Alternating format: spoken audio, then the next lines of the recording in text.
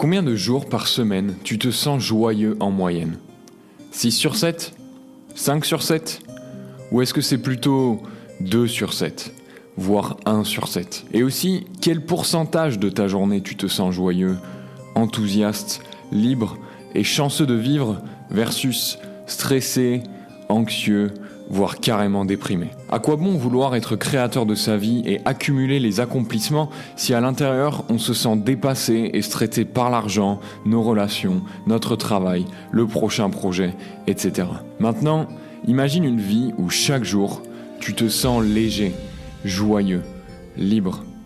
C'est ça la promesse du dernier ouvrage de Michael Singer, Living Untethered. Ce livre, c'est un guide pour ceux qui veulent explorer leur monde intérieur et grandir en profondeur. Dans cet épisode du podcast Mentor, on aborde des questions essentielles. Pourquoi tant d'entre nous ne ressentent pas la joie au quotidien ? Comment naviguer les tempêtes du mental et du cœur et trouver un endroit en toi où c'est stable ? Pourquoi l'essence de la spiritualité, c'est se sentir bien à l'intérieur et comment te bâtir un endroit de sécurité et de paix à l'intérieur de toi, indépendamment de l'extérieur.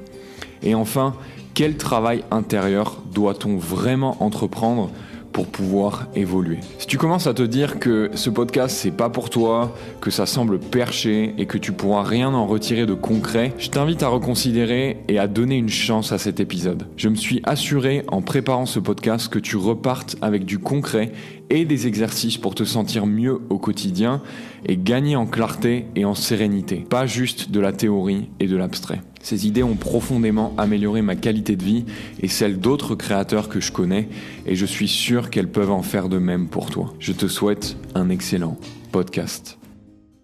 Ok, Michael Singer, partie 2. Je voulais te faire un petit blurb avant de commencer ce podcast de façon plus formelle et structurée. Un blurb spontané pour peut-être t'encourager si t'es encore dans le doute et sur la défensive par rapport à écouter ce podcast. Michael Singer, si t'as pas écouté le premier épisode sur son premier travail, The Untethered Soul, c'est son bouquin le plus vendu, je sais pas combien de millions de copies il a vendu dans le monde entier. On a fait tout un podcast en profondeur dessus, je t'invite vraiment à l'écouter parce que ça te servira de bon primer. Mais si tu l'as pas écouté, c'est pas nécessaire parce que j'aime bien dire aux personnes à qui je recommande de lire Michael Singer que sa biographie de Surrender Experiment, c'est la narrative des concepts qu'il explique. Son premier livre, The Untethered Soul, c'est le quoi, c'est-à-dire l'explication de la théorie, et le livre qu'on est en train, ou en tout cas qu'on va te voir maintenant, c'est le comment s'y prendre concrètement, c'est l'application pratique. Donc t'as pas besoin d'écouter le premier épisode, mais c'est toujours un bon complément. Mais même sans cet épisode, tu pourras tout à fait appliquer et réfléchir à ces idées-là. Et moi, Michael Singer,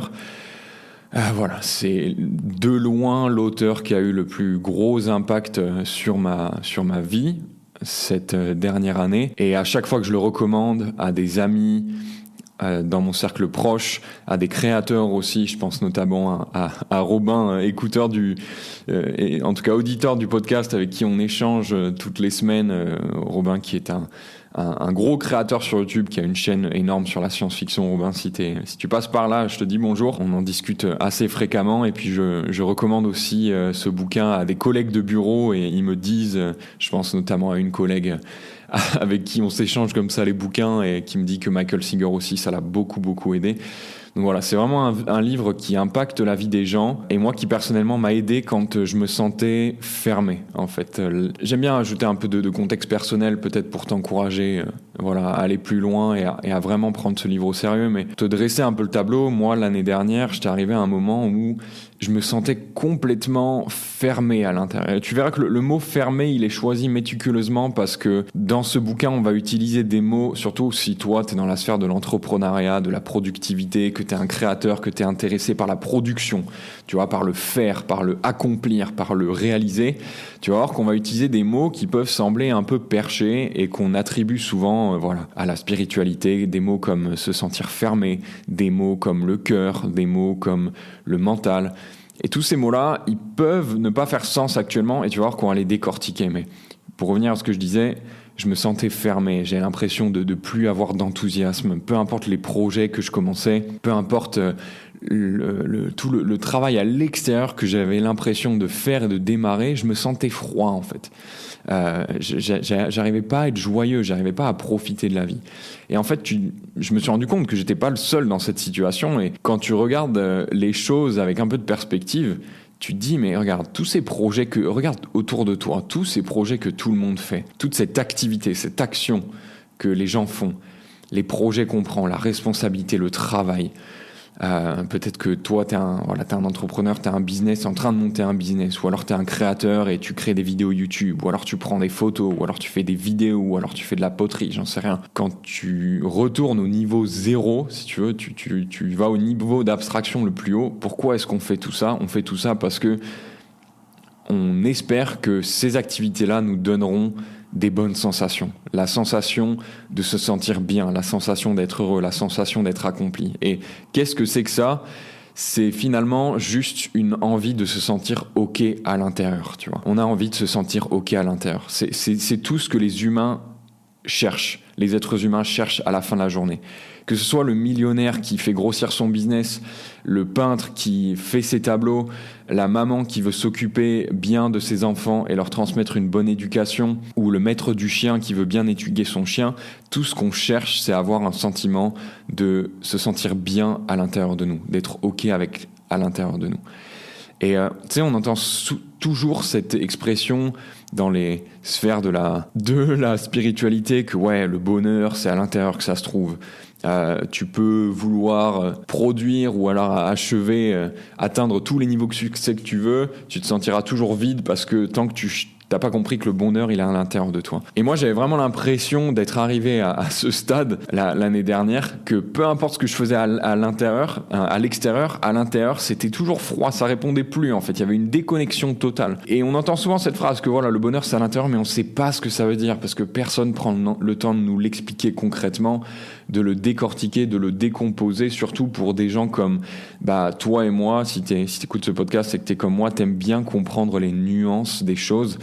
T'as besoin, ou en tout cas quand tu rencontres quelqu'un qui t'explique des concepts qu'on entend sans arrêt, mais dans lesquels personne va en grand détail. Tu sais, ces grandes phrases, ces espèces de citations sur Instagram qui sont censées te faire te sentir bien. Il y a de grandes sagesses qui sont cachées derrière ces citations, mais il n'y a personne qui est là pour nous les expliquer. On a besoin de quelqu'un pour nous les expliquer. Et c'est ce que Michael Singer fait dans ce bouquin. Michael Singer, dans ce bouquin, il démystifie la spiritualité en fait. Il la rend accessible pour des gens comme toi qui veulent pas passer leur journée perchés dans les nuages, mais d'un autre côté se rendre compte que produire et tenter de créer des choses à l'extérieur, d'accomplir des projets, de mener à bien des projets, ça suffit pas en fait, ça suffit plus à un moment donné, parce que à un moment donné tu te rends compte qu'il y a un travail à faire à l'intérieur de toi, que si à l'intérieur c'est pas joli, si à l'intérieur, si tu es sans arrêt en train d'essayer de compenser pour le manque qu'il y a à l'intérieur avec tes projets, ça fonctionne pas en fait. Et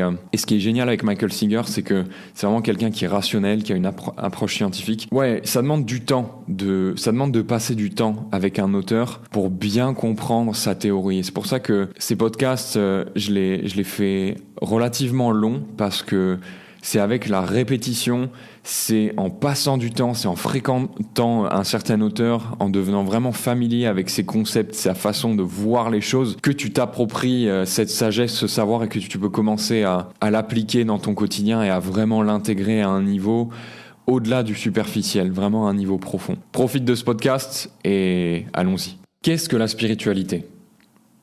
La Terre est là depuis 4,5 milliards d'années.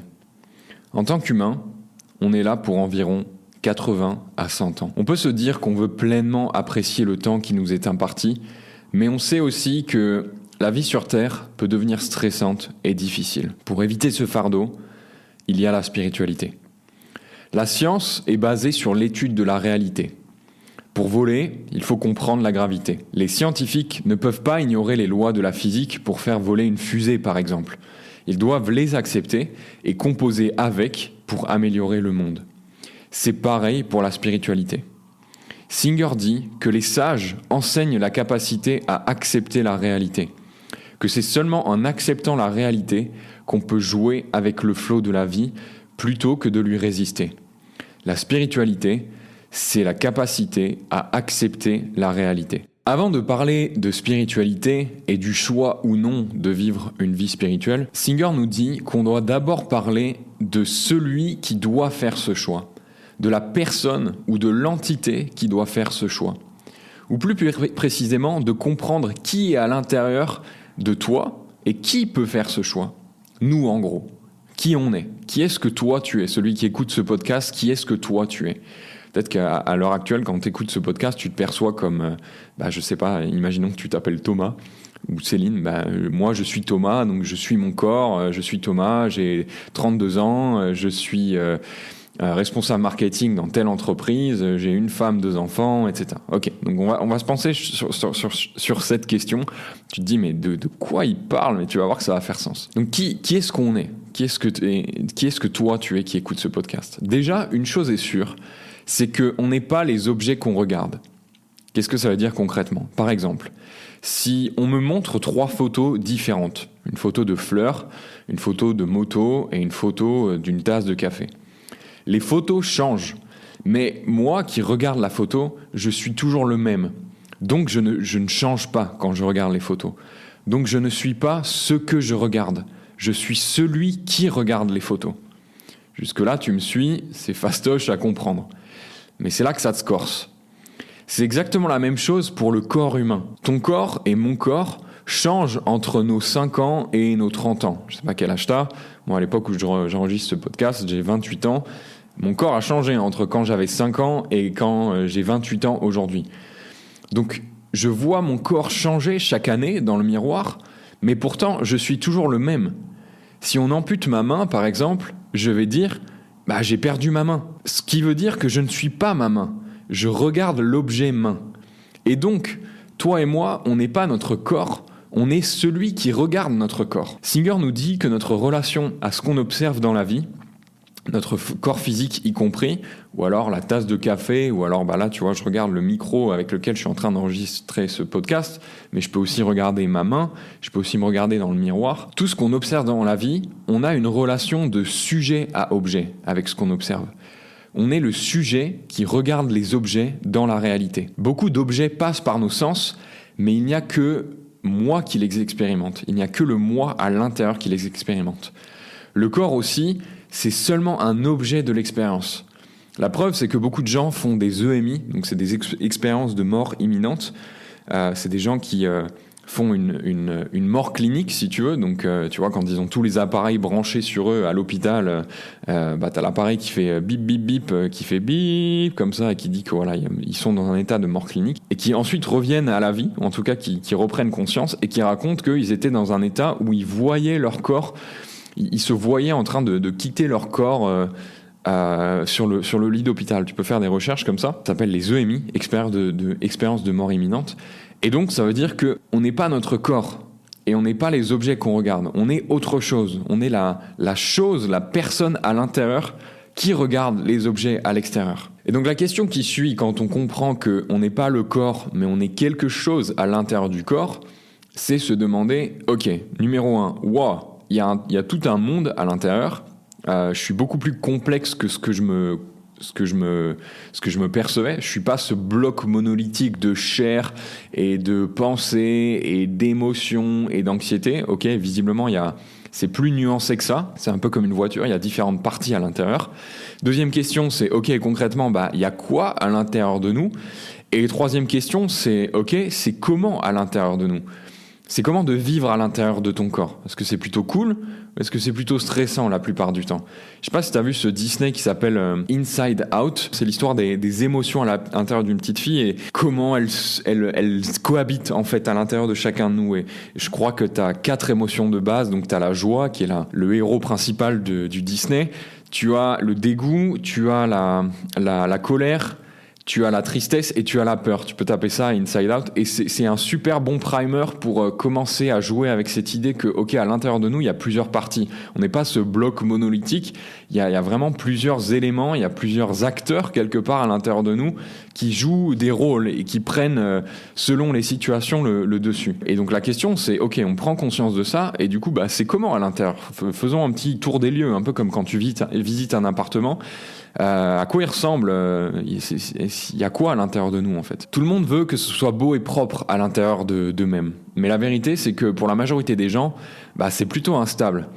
Des fois c'est joli, on se sent joyeux, peut-être le week-end quand il fait beau et qu'on est avec des amis ou avec notre compagne, ou alors qu'on peut faire du sport à 7h du matin et ensuite se prendre un bon café en terrasse. À ce moment-là, à l'intérieur de nous, c'est tout beau, il fait chaud, c'est agréable.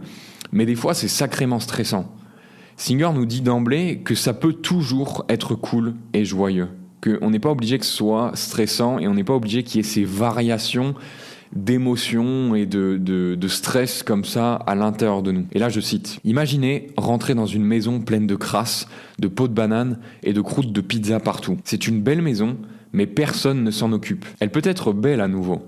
Mais il y a un sacré travail à faire. » Et là, le premier piège sur lequel Singer nous dit de faire attention, c'est que souvent, on se demande, donc il reprend cette image de, ok, la manière dont tu te sens à l'intérieur de toi, c'est un peu la même chose qu'une maison dont tu prends pas soin. Tu vois, si tu après tes repas, si au lieu de jeter tes restes dans la poubelle, tu les jettes sur le sol, que tu laisses des croûtes de pain par terre et des pots de bananes pourris dans ton lit, oui, très vite, la maison, elle peut être belle de l'extérieur, mais à l'intérieur, ça devient vite dégueulasse, en fait. Et tu vas attirer plein de cafards, des nuisances, etc. Et un des premiers trucs à comprendre dans la spiritualité, le piège, c'est de se demander comment faire ou quoi faire. Donc, c'est ce qu'on appelle les stratégies de compensation. Quoi faire, au lieu de d'abord comprendre pourquoi c'est sale à l'intérieur de nous. Et là, je recite Singer. La plupart des gens essaient de manipuler l'extérieur pour satisfaire leurs besoins intérieurs, mais c'est bien mieux de comprendre pourquoi ce n'est pas beau à l'intérieur en premier. Donc si on reprend l'analogie de la maison dans laquelle on jette nos restes après le repas sur le sol et nos pots de banane, on les jette dans notre lit, etc. La majorité des gens, la majorité d'entre nous, en fait, c'est pas beau à l'intérieur, c'est sale. Seulement, on n'est pas conscient qu'on a une maison à l'intérieur parce que voilà, on n'a jamais regardé suffisamment en profondeur, on n'a jamais rencontré quelqu'un qui peut nous enseigner et nous mettre ça en lumière. C'est un peu comme s'il n'y avait pas d'électricité à l'intérieur de cette maison. On évolue sans arrêt dans le noir et donc on voit même pas qu'il y a une maison et on voit même pas qu'il y a des poubelles et qu'on jette les pots de banane par terre. Seulement on se réveille à 25 ou à 30 ans et on sent que partout où on marche dans cet appartement qui est sombre, c'est gluant, ça colle, on se casse la gueule sur des pots de banane un peu façon Mario Kart. Et là d'un coup il y a quelqu'un qui nous dit ouais, en fait c'est parce que en fait tu vis dans une maison et tous tes déchets tu les jettes par terre. Et toi, ce que tu essayes de faire, c'est que tu essayes de compenser à l'extérieur de toi, donc dans ta vie, dans ta carrière, tu essayes d'avoir un job où tu gagnes le plus d'argent possible, tu essayes d'obtenir le respect de ton patron et de tes collègues, t'essayes d'avoir un mariage sain et d'être le meilleur mari ou la meilleure femme possible pour ton compagnon. Et donc, tu fais tout ce travail à l'extérieur de toi, tu sens toujours que c'est crasseux et que c'est sale à l'intérieur. Et donc, ce que nous dit Singer, c'est que la première étape, c'est avant de faire quoi que ce soit, donc avant de faire, il faut comprendre pourquoi c'est sale à l'intérieur de nous. Pourquoi est-ce qu'on a accumulé autant de déchets et concrètement, ces déchets-là, à quoi ils correspondent dans la vie de tous les jours, c'est tous ces moments où tu te sens triste en fait. Tous ces moments, pourquoi est-ce que tu es aussi down ? Pourquoi est-ce que tu es aussi triste ? Pourquoi tu es aussi stressé ? Pourquoi tu es autant en anxiété ? On comprend qu'il y a un monde à l'intérieur de nous, ok. De quoi il est composé et pourquoi est-ce que c'est autant le bordel en fait à l'intérieur de nous. Et t'inquiète pas, on va rentrer plus en détail au fur et à mesure de ce podcast sur comment faire ce ménage à l'intérieur de sorte à ce que ce soit joli et propre. Et tu sais comment c'est. Le week-end, quand tu fais le ménage chez toi, tu fais un bon gros ménage de printemps ou un bon gros ménage toutes les semaines. C'est joli, c'est propre, tu te sens bien, ça sent bon. Tu te sens bien là tout de suite, tu vois, t'as une bonne sensation, tu te sens plus léger en fait. Il y a vraiment une différence. Et c'est pareil à l'intérieur. Et on va parler de concrètement ce qui est possible de faire. Mais juste avant ça, on va parler de ce que Singer appelle les 3 grands distracteurs de la vie. Qu'est-ce qu'on veut vraiment de la vie ? Pour Singer, ce qu'on veut, c'est être OK. C'est-à-dire qu'on veut se sentir bien, tout simplement. Qu'il n'y ait pas trop de problèmes, pas trop d'anxiété, pas trop de peur. Et ça paraît presque irréel de parler de ça, parce qu'on expérimente souvent l'inverse. Ce qui nous empêche d'être OK au quotidien, c'est que notre expérience humaine est dirigée par ce qu'on appelle les objets de la conscience. Donc c'est ce qu'on a vu tout à l'heure. On a une relation de sujet à objet avec tout ce qu'on observe dans la réalité, que ce soit la tasse de café qui est devant toi ou alors ton corps. Ce qui est important de comprendre, c'est que notre expérience humaine est dirigée par ce qu'on appelle les objets de la conscience. Donc ce sur quoi ta conscience prête attention et ce par quoi elle se laisse distraire. En l'occurrence, il y a 3 choses par lesquelles notre conscience, la tienne et la mienne, se laisse distraire au quotidien quand elle n'est pas entraînée ou quand elle n'est pas, entre guillemets, éveillée ou entraînée. Ces 3 choses, c'est la réalité, donc le monde extérieur. La deuxième chose, c'est nos pensées. Et la troisième chose, c'est nos émotions. Pourquoi est-ce qu'on appelle ça les 3 grands distracteurs ? Parce qu'on l'a vu précédemment que nous, la conscience, donc ce qui est à l'intérieur de toi, ce qui observe la réalité des choses, ce qui observe les objets, que ce soit à nouveau une tasse de café ou ton corps, on a cette relation de sujet-objet à la réalité. Mais une des faiblesses de la conscience, c'est qu'elle se laisse facilement absorbée par ce qu'elle regarde. Quand tu regardes un film, par exemple, souvent tu te perds dans le film. Tu sais, on dit souvent « Wow, ce film était tellement absorbant, je me suis laissé absorber par le film, je suis rentré dans le film ». C'est très vrai quand on dit ça, parce que qu'est-ce qui se passe concrètement ? On a cette conscience à l'intérieur de nous, c'est cette entité, c'est nous-mêmes finalement, c'est cette force ou cette énergie qui anime notre corps. Cette conscience, elle a une capacité d'attention, et quand cette capacité d'attention, on la maîtrise pas vraiment, ou quand elle est dirigée vers quelque chose qui vient l'absorber, comme par exemple un bon film, on se laisse absorber dans le film. On perd conscience de toutes les autres choses qui nous entourent et on rentre dans le film. C'est exactement ça, littéralement, qu'on veut dire quand on sort d'un bon film au cinéma et qu'on dit « Waouh, je me suis laissé absorber, j'ai pas vu le temps passer, je suis rentré dans le film ». Et le truc, c'est que ce soit regarder un film au cinéma ou avec la réalité, les émotions et les pensées, c'est exactement la même chose. Donc décortiquons un peu plus ça. Et tu vois, je veux vraiment rentrer dans le détail, je veux vraiment que tu passes du temps avec ces concepts, parce que plus on va rentrer dedans et plus je vais te les répéter et plus tu vas devenir familier avec eux, plus ça va commencer à débloquer des déclics et des nuances que tu pouvais pas voir avant, parce qu'il n'y avait pas suffisamment de détails et de nuances. Mais là, je veux vraiment rentrer en profondeur. Donc, qu'est-ce que ça veut dire avec le monde extérieur ? Comment est-ce que le monde extérieur distrait notre conscience ? Le monde extérieur, c'est tout ce qui se passe devant nos yeux à tout instant. C'est la sonnette du train qui bip. C'est le gars qui ronfle à côté de toi. C'est l'email des impôts que tu reçois dans ta boîte mail. C'est la réalité, c'est-à-dire ce qui s'est déjà produit devant nous. Et cette réalité, donc ton quotidien, là tu es en train d'écouter un podcast par exemple, elle te laisse pas indifférente. Tu es en train d'écouter un podcast, il y a des choses qui se passent devant toi, peut-être que tu es sur une terrasse de café, peut-être que tu es chez toi, peut-être que tu fais du sport, il y a un gars devant toi qui soulève des poids. Cette réalité, elle te laisse pas indifférent, elle te fait réagir de manière positive ou négative. Tu reçois ta paye par exemple, tu te sens content à l'intérieur de toi. Tu reçois un email des impôts, tu ressens de la peur. C'est comme ça que la réalité, le monde extérieur, distrait notre conscience. Ensuite, il y a un deuxième élément qui vient s'ajouter dans le mix, c'est nos pensées. Qu'est-ce que ça veut dire concrètement ? Nos pensées, elles sont générées par notre mental, un autre colocataire du monde intérieur. Donc à l'intérieur de nous, je te présente un nouveau colocataire, c'est ton mental. Tes pensées, c'est ta psyché. Les pensées, elles filtrent la réalité et elles créent une toute nouvelle expérience. Par exemple, tu reçois le fameux mail des impôts, tu sais pas encore ce qu'il y a dedans, mais tes pensées, tout de suite, elles interprètent le mail et elles suggèrent que ça présage une mauvaise nouvelle. Donc comment fonctionnent tes pensées la plupart du temps ? Quand la réalité se présente, tes pensées, elles vont puiser dans ton expérience passée, c'est-à-dire qu'est-ce que tu as vécu dans le passé, elle va scanner ton expérience passée pour essayer de repérer un pattern ou pour essayer d'anticiper ce que la réalité veut dire. C'est une sorte de manière de comment filtrer la réalité. Et de ça, ton mental va générer des pensées pour que tu puisses, entre guillemets, gérer la situation que la réalité extérieure t'amène. Donc par exemple, tu reçois un mail des impôts. La plupart du temps, quand tu reçois un mail des impôts, c'est pas une bonne nouvelle. C'est souvent que tu dois payer un truc ou que tu as une échéance qui arrive ou quoi que ce soit.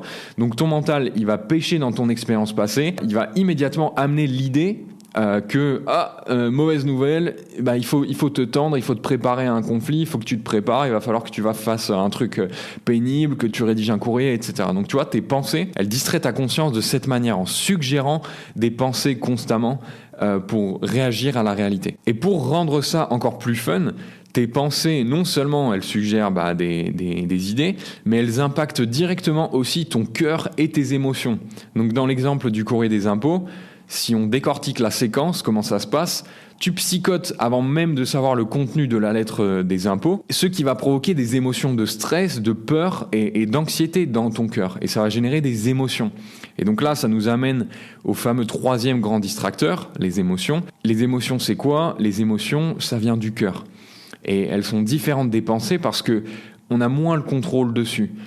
Souvent, les émotions, elles viennent sans vraiment que tu aies le contrôle dessus. C'est ton cœur, on le verra plus tard, mais ton cœur, Singer, il aime bien le comparer un peu à un orchestre qui joue de la musique. Et un coup, il peut te jouer une super belle musique, un autre coup, il peut te jouer une musique triste. C'est un peu la même chose avec les émotions. Et c'est d'ailleurs le rôle du mental d'interpréter les émotions et de tenter de les vocaliser, de vocaliser ce qu'on ressent. Remarque généralement que tu vas recevoir un courrier des impôts, tout de suite ton cœur va réagir, il va se mettre à battre vite. Tu sais, généralement, tu as ce gros coup de cœur, hein, d'un coup, il se met à pomper et tu ressens vraiment ce gros pic dans ton torse. Et tu ressens de l'anxiété, et là tout de suite ton mental va s'activer, il va essayer de commenter cette émotion, il va dire « Oh putain, le courrier des impôts », etc. Donc tu vois que les pensées et les émotions sont souvent liées. Le cœur et le mental sont deux partenaires de crime, si tu veux. Ils sont vraiment synchronisés. Et donc là, on a cette combinaison de ces trois composants, donc la réalité, l'émotion et le cœur, qui absorbent notre conscience et qui peut rendre l'existence, la tienne et la mienne, magnifique ou alors hyper difficile. Et ce que Singer nous dit, c'est que quand tu vis, entre guillemets, distrait par la réalité, les pensées et les émotions, tu mènes une vie de réaction, où tu réagis à la réalité, soit positivement, soit négativement. Et la réalité, ce qui se passe à l'extérieur, elle dicte complètement comment tu te sens et ce que tu penses, qui sont les choses qui influencent comment on se sent. Et donc le chemin pour se libérer des trois grands distracteurs qui nous égarent dans les petits problèmes de la vie. Et donc là, on a un premier élément de réponse à la question « Comment être plus souvent OK à l'intérieur ?» Le chemin, la manière de se libérer et d'être plus souvent OK à l'intérieur, c'est de se libérer des trois distracteurs qui nous égarent dans les petits problèmes de la vie. Donc pour Singer, plus tu observes et comprends la nature des distracteurs, et plus tu deviens capable de lâcher prise. Lâcher prise sur la réalité et sur ce qui a déjà eu lieu, lâcher prise sur l'identification au mental et aux émotions. Et là, il y a un point important. Les distracteurs, ils seront toujours là. La réalité, elle sera toujours là. Il y aura toujours des moments qui vont se dérouler devant toi. Tu auras toujours des pensées et tu auras toujours des émotions. Mais là où il y a une nuance, c'est qu'il y a une différence entre se laisser réagir à eux constamment et vivre en réaction à tes pensées, à tes émotions et à la réalité, et ne plus les laisser avoir la même emprise sur toi si tu fais le travail nécessaire. Après quoi, ils ne domineront plus ta vie, ils seront là, mais tu les laisseras plus t'influencer de la même manière. Et là, je cite, « Le plus haut chemin est d'apprendre au travers de ta vie de tous les jours à graduellement lâcher prise de ce qui distrait votre conscience. C'est le seul moyen de pleinement apprécier votre temps de vie. L'éveil spirituel, c'est démêler la conscience des objets de la conscience. » Et donc là, on arrive à la partie où, quand t'es pas branché sur la spiritualité, t'as quand même un moyen de t'y connecter grâce à la science. Et j'ai appelé cette section la science, le ticket pour goûter à la spiritualité quand on ne croit pas à la spiritualité. Quand t'es pas branché à la spiritualité, comment est-ce que tu peux avoir un avant-goût qu'il y a quelque chose de plus grand et de plus intelligent que nous, là dehors, là-haut, quoi. Dans ce chapitre, Singer utilise l'angle de la science et plus particulièrement l'arme de la méga prise en perspective pour nous habituer à regarder le monde avec beaucoup plus d'admiration et d'appréciation. Il commence tout doucement avec une proposition simple qui est que la vérité n'est pas toujours ce qu'elle prétend être, grâce aux couleurs notamment. On est habitué de voir les couleurs tous les jours. Tu regardes autour de toi, moi devant moi j'ai un tapis rouge, le micro il est noir, le MacBook il est gris, on est habitué à voir les couleurs. On les remarque même plus tellement elles font partie de notre quotidien. Mais Singer, au travers de la science, nous explique que les objets n'ont pas de couleur en réalité. C'est un truc qu'on a appris en physique-chimie en seconde, mais avec le temps, tu as tendance à l'oublier. Donc les objets n'ont pas de couleur. C'est la lumière avec son spectre électromagnétique des couleurs visibles, rouge, orange, jaune, vert, bleu, indigo et violet, qui vient taper les molécules qui composent les objets.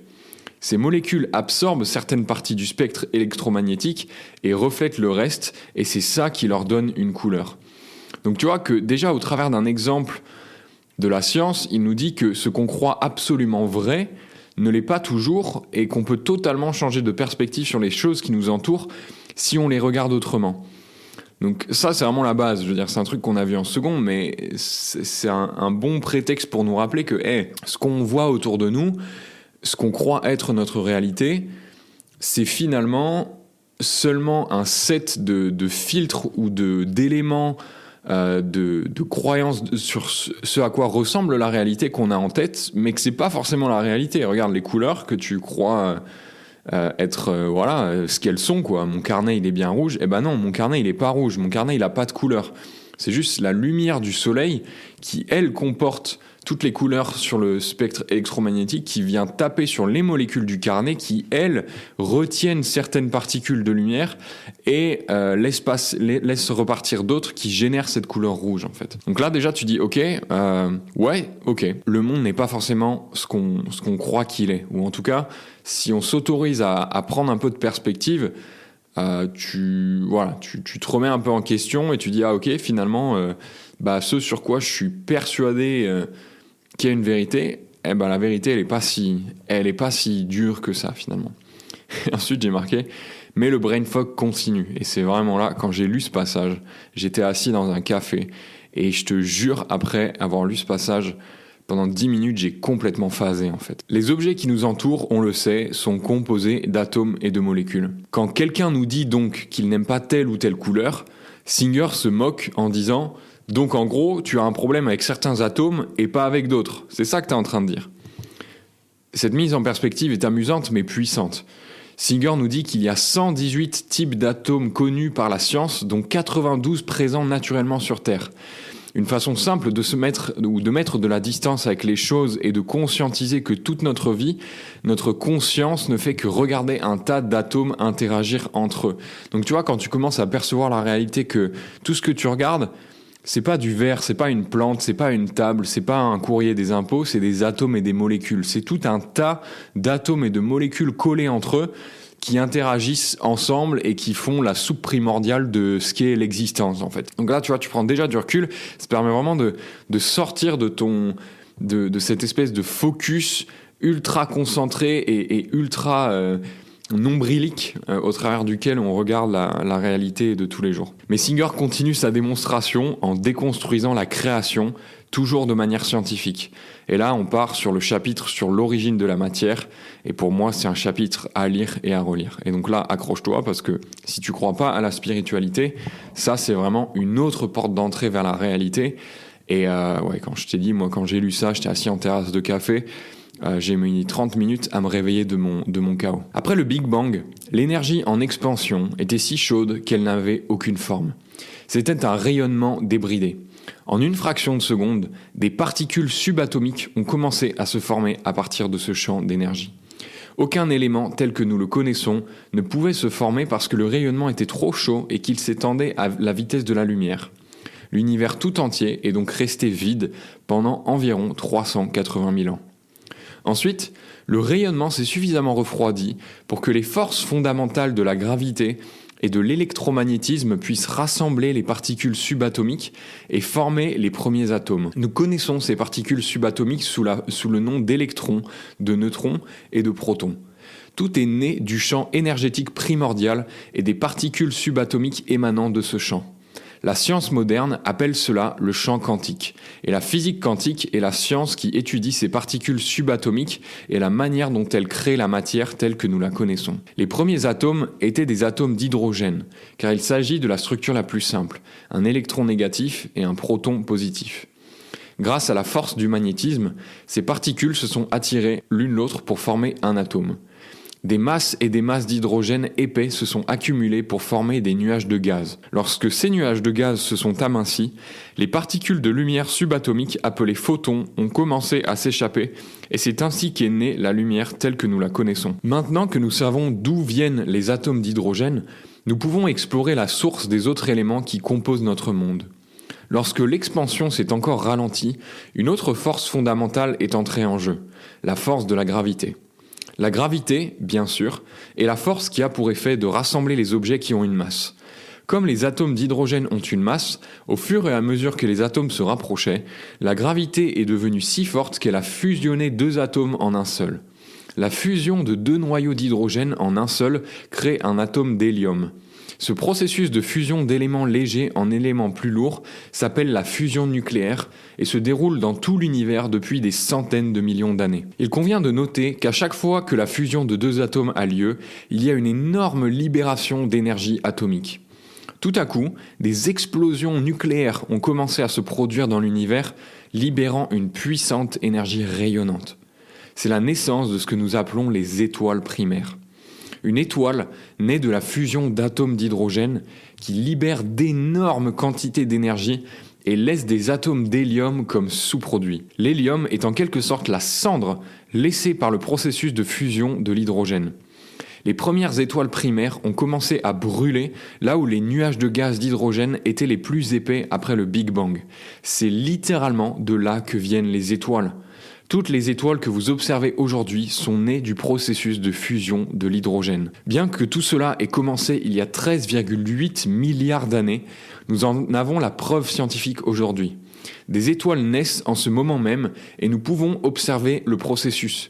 Si vous avez des jumelles suffisamment puissantes pour voir la nébuleuse d'Orion, vous verrez des gaz à l'intérieur desquels brillent des étoiles. Les nébuleuses comme la nébuleuse d'Orion et la nébuleuse de la tête de cheval ne sont pas seulement de belles images de nuages de gaz colorés et brillants.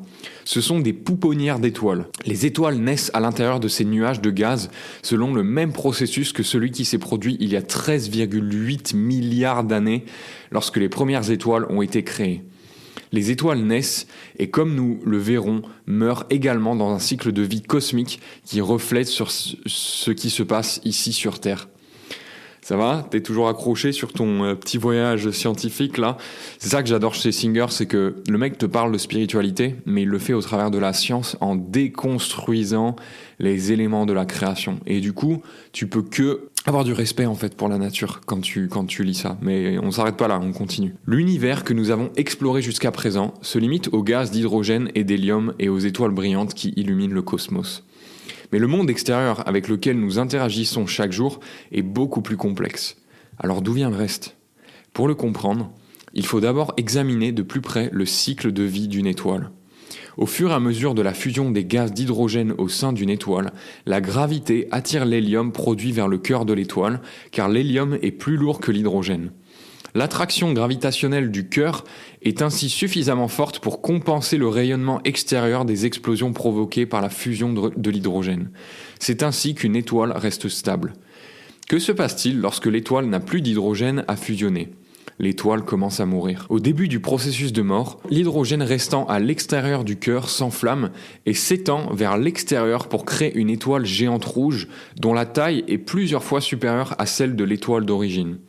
Pour mettre les choses en perspective, lorsqu'une étoile de la taille de notre Soleil commence à ne plus avoir d'hydrogène à brûler, elle se transforme en une géante rouge suffisamment grande pour avaler la Terre, mais ne vous inquiétez pas, les scientifiques estiment que notre Soleil a suffisamment d'hydrogène pour brûler pendant encore 5 milliards d'années. Entre-temps, lorsqu'une étoile cesse de fusionner de l'hydrogène, l'attraction gravitationnelle du noyau d'hélium devient de plus en plus forte car il n'y a plus d'explosion de fusion pour la compenser. L'étoile commence alors à s'effondrer sur son noyau.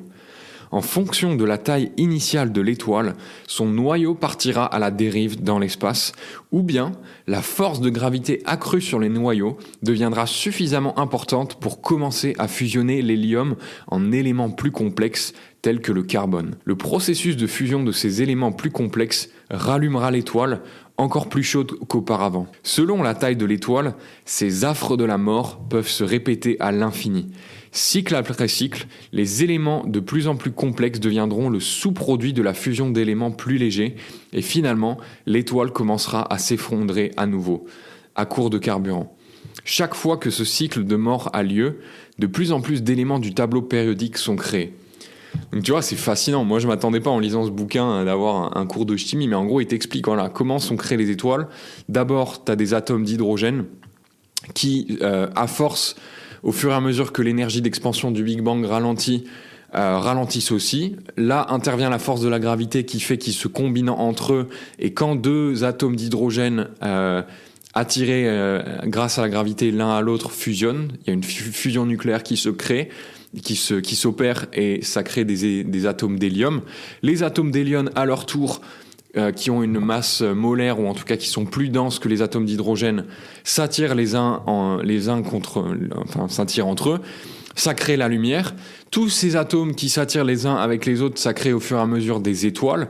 Et toute cette fusion nucléaire de l'hélium qui a lieu, ça crée à la fois des décharges d'énergie parce qu'à chaque fois que deux atomes d'hélium se fusionnent, tu as des explosions qui créent cette énergie d'expansion, mais en même temps, ça crée des éléments de la table périodique plus lourds, comme le carbone par exemple. Donc tu vois, c'est fascinant et on apprend aussi que les étoiles, elles vont constamment au travers ce cycle de expansion, et au fur et à mesure qu'il y a de l'expansion, tu as de plus en plus d'atomes qui s'entrechoquent, et donc qui fusionnent, et donc l'étoile se concentre, ou en tout cas s'effondre sur elle-même, ce qui crée de plus en plus d'explosions. Au fur et à mesure, l'étoile meurt, et ça crée de plus en plus d'éléments de la table périodique. Le nombre de ces cycles de la mort et de renaissance d'une étoile dépend de la taille initiale de l'étoile. Plus l'étoile est grande, et plus la force gravitationnelle exercée lors de son effondrement est importante, et donc plus la force disponible pour relancer le processus de fusion des éléments les plus complexes est grande. Dans la plupart des étoiles, ce processus s'arrête lorsque le sous-produit de la fusion est le fer, élément numéro 26 du tableau périodique. En effet, le fer absorbe plus de chaleur pendant la fusion que le processus de fusion n'en crée. Le fer ne peut donc pas entretenir une réaction de fusion. Les grandes étoiles progresseront jusqu'à ce qu'elles aient des noyaux de fer entourés de coquilles contenant les éléments restants des cycles précédents qui n'ont pas été entièrement brûlés. C'est ainsi qu'ont été créés les éléments les plus légers du tableau périodique, de 1 à 26, tous les éléments allant de l'hydrogène au fer. Et là on continue le brainfuck, c'est pas fini. Aussi intéressant et instructif que tout cela soit, n'oubliez pas que le but de cette discussion est de voir d'où vient le monde extérieur. Aussi étonnant que cela puisse paraître, les éléments qui composent notre monde ont été forgés dans les étoiles. Prenez votre corps par exemple. Nous avons déjà expliqué d'où viennent tous les éléments qui le composent. Ils sont les sous-produits directs de ce qui fait briller les étoiles. Près de 99% de la masse du corps humain est constituée de 6 éléments. L'oxygène, le carbone, l'hydrogène, l'azote, le calcium et le phosphore. Tous ces éléments sont plus légers que le fer et donc ont été produits par la combustion d'étoiles ordinaires. Tout cela est un fait et non une théorie. Les scientifiques ont étudié les étoiles à tous les stades de leur cycle de vie et nous savons de quoi elles sont faites. Donc là, si tu te poses 2 secondes, ce que Michael Singer vient de nous dire, c'est que toi et moi, on est de la poussière d'étoiles en fait. On vient de la fusion des étoiles. On est des êtres d'étoiles en fait. Tu vois la spiritualité pointer le bout de son nez et c'est qu'une explication scientifique. C'est-à-dire que les scientifiques ont prouvé ça. Tu vois un peu le brainfuck qui t'attend. On continue. Les étoiles sont les fours qui ont servi à créer l'univers. Chaque atome avec lequel vous interagissez a été créé dans les étoiles et en ce moment même, des milliards et des milliards d'étoiles forgent d'autres éléments. À Pittsburgh, nous avons des fours si chauds que nous pouvons forger de l'acier. Nous utilisons ce matériau pour construire nos gratte-ciels géants. De même, les étoiles sont les fours qui ont forgé les atomes avec lesquels nous interagissons tous les jours. J'espère que vous ne regarderez plus jamais les étoiles de la même manière. Mais attends, c'est pas fini, on continue. Maintenant que nous avons vu comment les étoiles ordinaires créent les éléments légers de notre monde, nous pouvons passer à un sujet encore plus fascinant, comment sont créés les éléments plus lourds du tableau périodique comme l'or, le platine et l'argent. Les éléments plus lourds sont tous ceux dont le numéro atomique est supérieur à celui du fer, à savoir 26. Le fer forme la ligne de démarcation parce qu'il absorbe plus de chaleur qu'il n'en libère lors de la fusion. Ainsi, le fer ne dégage pas suffisamment d'énergie thermique pour empêcher l'effondrement d'une étoile.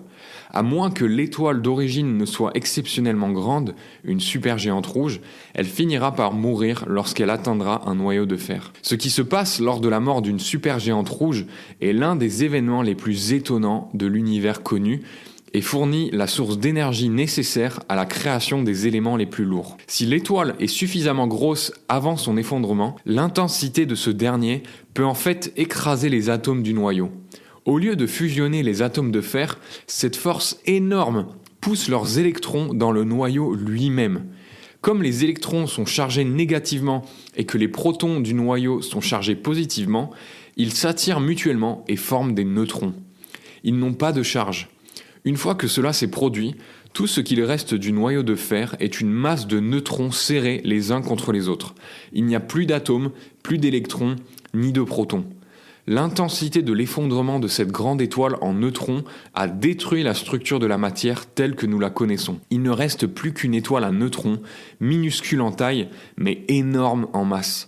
Les étoiles à neutrons ont la taille d'une ville, mais leur masse est 300 000 fois supérieure à celle de la Terre. Je relis ça. Les étoiles à neutrons ont la taille d'une ville, donc imagine-toi une ville comme Paris ou Bordeaux, mais leur masse est plus de 300 000 fois supérieure à celle de la Terre. La densité d'une étoile à neutrons est telle que si on en ramenait une cuillère à café sur Terre, cette dernière pèserait 12 000 milliards de livres.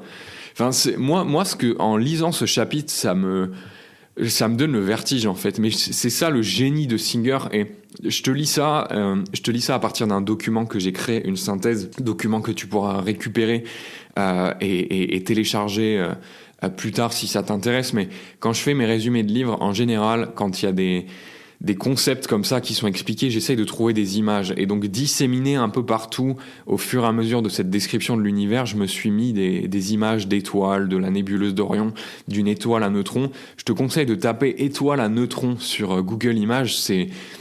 Tu ressors avec des images et tu dis putain mais c'est ça l'univers. Et nous on est sortis de là. Je veux dire, les atomes qui composent le corps humain sont nés des fournaises, des fournasses d'étoiles qui brûlent et s'effondrent sur elles-mêmes et meurent. Et donc quand tu lis ça, tu vois les choses d'une autre manière en fait. Et ouais, l'étoile à neutrons, elle pèse une cuillère à café d'étoile à neutrons, ça pèserait 12 000 milliards de livres. Et donc on continue. La quantité d'énergie libérée par l'effondrement du cœur de l'étoile à neutrons est si puissante qu'elle provoque une explosion colossale appelée supernova. Cette explosion est si énorme qu'elle émet plus de lumière que la lumière combinée de tous les milliards d'étoiles de sa galaxie réunie. C'est l'explosion la plus brillante et la plus puissante que nous ayons découvert dans notre univers. Et donc pareil, je t'invite à taper images supernova. La plupart des images que tu peux trouver sur Internet où tu vois vraiment les gaz d'hydrogène et d'hélium, c'est des images qui ont été capturées via des télescopes infrarouges, mais ça reste incroyable à observer. On y est presque. Il s'avère que l'énorme force énergétique générée lors de l'explosion d'une supernova est précisément ce qui est nécessaire pour créer le reste des éléments avec lesquels nous interagissons chaque jour. Ce que la force de gravité n'a pas pu faire lors de la création des éléments légers, l'explosion massive d'une supernova est capable de le faire. Fusionner les éléments plus lourds. La prochaine fois que vous regarderez votre alliance en or ou que vous ouvrirez une boîte de conserve, réfléchissez au fait que ces éléments ont nécessité la puissance combinée de milliards d'étoiles pour voir le jour. Donc tu vois ce qu'on vient de voir là, donc imagine-toi que quand moi j'ai lu ce passage, j'étais assis à une terrasse de café, je finis de lire ces lignes, je regarde devant moi et je vois quoi ? Je vois une tasse à café. Je vois un parasol fait en fer. Je vois une dame qui check son iPhone. Une dame avec une alliance qui passe dans la rue. Et d'un coup, tu regardes les choses, mais d'une façon tellement différente. Tu regardes autour de toi et tu dis, attends, mais tout ça, rien que mon MacBook, là, sur lequel je suis en train de t'enregistrer ce podcast, a sans doute des écouteurs dans les oreilles. Ces écouteurs, ils ont nécessité l'explosion d'une freaking supernova pour exister, en fait. Et donc là, moi, ça, c'est ce que j'appelle l'arme de la méga relativisation qu'utilise Singer. C'est-à-dire que lui, il te fait découvrir la spiritualité via l'arme de la méga relativisation pour te rendre compte, c'est cet effet de zoom in, zoom out, tu vois, pour te faire rendre compte de la minusculosité de toi, de nous, de notre planète et de tes problèmes. Et en fait, quand tu gardes ça à l'esprit, et c'est une forme de méditation, quand tu gardes cette réalité scientifique à l'esprit au quotidien, ouah, mais tu prends un recul sur tout, en fait. Tu dis, mais attends, de quoi je m'inquiète là ? Je m'inquiète parce que j'ai reçu un courrier des impôts. Je m'inquiète parce que je vais pas avoir le temps d'aller faire mes courses cet après-midi.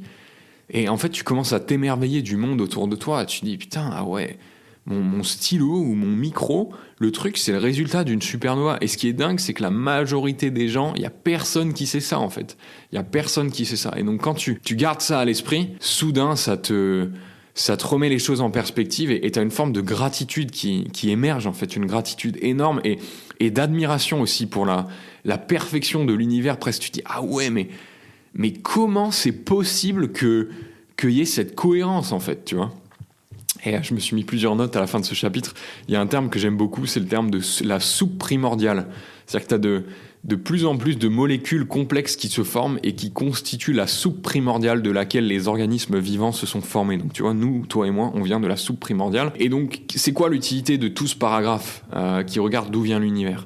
Déjà, numéro 1, c'est que tu as l'explication que rien n'est personnel. Donc là, on reboucle avec ce qu'on a vu juste avant sur le fait que le monde extérieur, tu sais, tu as des événements qui arrivent de l'extérieur et tu dis « Ah, le monde me veut du mal, tu vois, ou alors j'ai pas de chance, tu vois, il pleut le jour de ton anniversaire. Ou alors, voilà, t'as prévu un voyage et le temps est mauvais. » Tu vois la futilité de ces pensées, en fait. Et c'est là que tu te rends compte que ces pensées, elles sont juste générées par le mental, qui est aussi un des 3 grands distracteurs, et que l'univers, il a rien de personnel. C'est juste le fait qu'il pleuve aujourd'hui ou le fait qu'il pleuve quand tu partes faire tes vacances, le jour de tes vacances, et que tu puisses pas décoller. C'est un micro événement qui constitue la soupe primordiale de l'entièreté de l'univers, qui est lui-même constitué de milliards et des milliards d'étoiles à neutrons et de supernovas. Donc tu vois qu'il n'y a rien de personnel. Donc t'arrêtes de prendre les choses personnellement, en fait. Tu deviens presque admirateur de tout ce qui se passe et tu dis « Wow, mais comment ce miracle de l'existence peut exister ?» Tu vois, c'est juste incroyable, en fait. La deuxième chose, c'est que tu lâches prise sur la réalité. Parce que tu comprends que ça te dépasse, en fait. Tu comprends que t'es rien, en fait. T'es de la poussière. Toi et moi, on est de la poussière. Le monde, il est là depuis des milliards et des milliards d'années. Nous, on est là pour 80 à 100 ans. Tu lâches prise, en fait. Voilà. Tu lâches complètement prise. T'as plus d'ego, en fait. Et Singer dit une phrase que j'aime beaucoup. Il dit... Tu dois lâcher prise sur la partie en toi qui croit qu'elle a le droit d'aimer ou de ne pas aimer le résultat de 13 milliards d'années d'interaction. Ce savoir peut nous aider à lâcher prise, non pas sur la réalité, mais sur notre résistance à la réalité. Et il y a toute cette idée aussi que la philosophie, c'est lâcher prise, tu vois, c'est pas avoir de désir, etc. C'est pas ça, la spiritualité. La spiritualité, c'est lâcher prise sur la résistance à la réalité. Ce qui nous fait souffrir, c'est qu'il y a des événements dans la réalité qui ont lieu, qui ne nous conviennent pas ou qui ne matchent pas avec nos préférences, ou la manière dont on voudrait que l'univers fonctionne. Tu vois, quand tu reçois un courrier des impôts, c'est l'univers c'est la conséquence des interactions de l'univers qui a fait que ce courrier arrive de manière très scientifique et rationnelle, tu vois. Si ce courrier, il est là, c'est qu'il est là. C'est que c'est la conséquence d'un milliard de causes qui ont fait que ce courrier est là. Si tu résistes au courrier des impôts, tu résistes à la réalité. Et ce que Singer nous dit, c'est lâche prise sur la partie en toi qui croit qu'elle a le droit d'aimer ou de ne pas aimer le résultat de 13 milliards d'années d'interaction. Et je me suis mis une note aussi, note adjacente. Je sais que ce podcast commence déjà à être dense, mais tu vois, quand il dit « ce savoir peut nous aider à lâcher prise, non pas sur la réalité, mais à notre résistance à la réalité », moi, ça me fait penser à une phrase, c'est que plus tu es sage, c'est la phrase d'Yvon Chouinard, que plus tu es sage, moins tu as besoin de posséder et d'obtenir. Et tu vois, rien que ce savoir, regarde, ce qu'on vient de voir là, entre toi et moi, il y a combien de personnes dans ton entourage qui savent que toi et moi, on vient de la poussière d'étoiles, et qui sont capables, ou qui ont, ne serait-ce qu'une fois dans leur vie, observé le monde au travers de cette lentille, tu vois. Tu regardes ta montre sur ton poignet ou ton iPhone et tu dis « Waouh, ce truc, il vient pas juste des usines de Chine, d'Apple, ce truc, il vient de supernova, tu vois. » Et moi, c'est pareil. Et quand tu as ce savoir, tu deviens beaucoup plus sage, en fait. Le savoir, plus tu es sage, plus tu lâches prise, plus tu arrêtes de résister à la réalité. Donc le savoir, il a vraiment cette capacité à t'élever en tant qu'être humain, et c'est un des buts de ce podcast Mentor, finalement, c'est de grandir, d'accumuler du savoir, mais du savoir pratique, afin de vivre une meilleure vie et d'avoir un impact plus positif autour de nous. Donc maintenant, on va rencontrer un peu plus en profondeur dans ce concept de la résistance à la réalité. La résistance à la réalité, c'est ce qui nous fait souffrir. Les choses se passent d'une certaine manière qui nous plaisent pas, parce qu'on a des préférences. C'est ça qui nous fait souffrir. La souffrance, c'est finalement, et là on revient sur du stoïcisme, la souffrance, c'est l'écart entre ce qu'est la réalité et nos attentes de la réalité. C'est ça la souffrance. Et donc d'où vient cette résistance à la réalité ? Chaque objet ou événement porte sa propre vibration.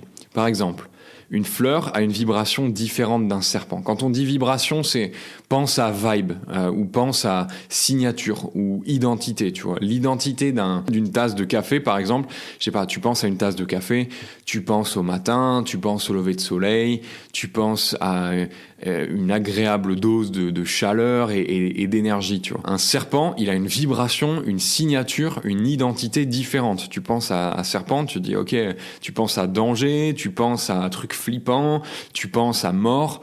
Donc chaque objet a une signature ou une vibration différente. Donc une fleur, un serpent, un je t'aime a une vibration différente d'un vous êtes viré monsieur. C'est deux événements ou deux éléments qui ont des signatures différentes. Les vibrations ou événements sont la conséquence logique des interactions de la réalité. C'est ce qu'on a vu avant. Si tu croises un serpent, c'est la conséquence logique de milliards et de milliards et de milliards d'interactions qui ont fait que ce serpent est devant toi. Ce qu'il faut comprendre, c'est que les vibrations et les événements qui ont lieu, ils sont neutres fondamentalement. Il y a cette phrase que j'aime beaucoup qui dit « Le monde n'est pas juste, il est exact ». Et donc, le monde n'est pas personnel. Donc les vibrations ou les événements qui ont lieu ne sont pas personnels. Ils sont pas contre toi. C'est juste, ils sont neutres. C'est juste comme ça qu'est la réalité, en fait. Là où ça se gâte pour nous, c'est quand le mental commence à dire, et là tu verras que c'est un truc qu'on fait sans arrêt, « Ça j'aime pas. Ça me plaît, ça me plaît pas ». Tout d'un coup, le mental, ce qu'il fait, c'est qu'il projette ses préférences.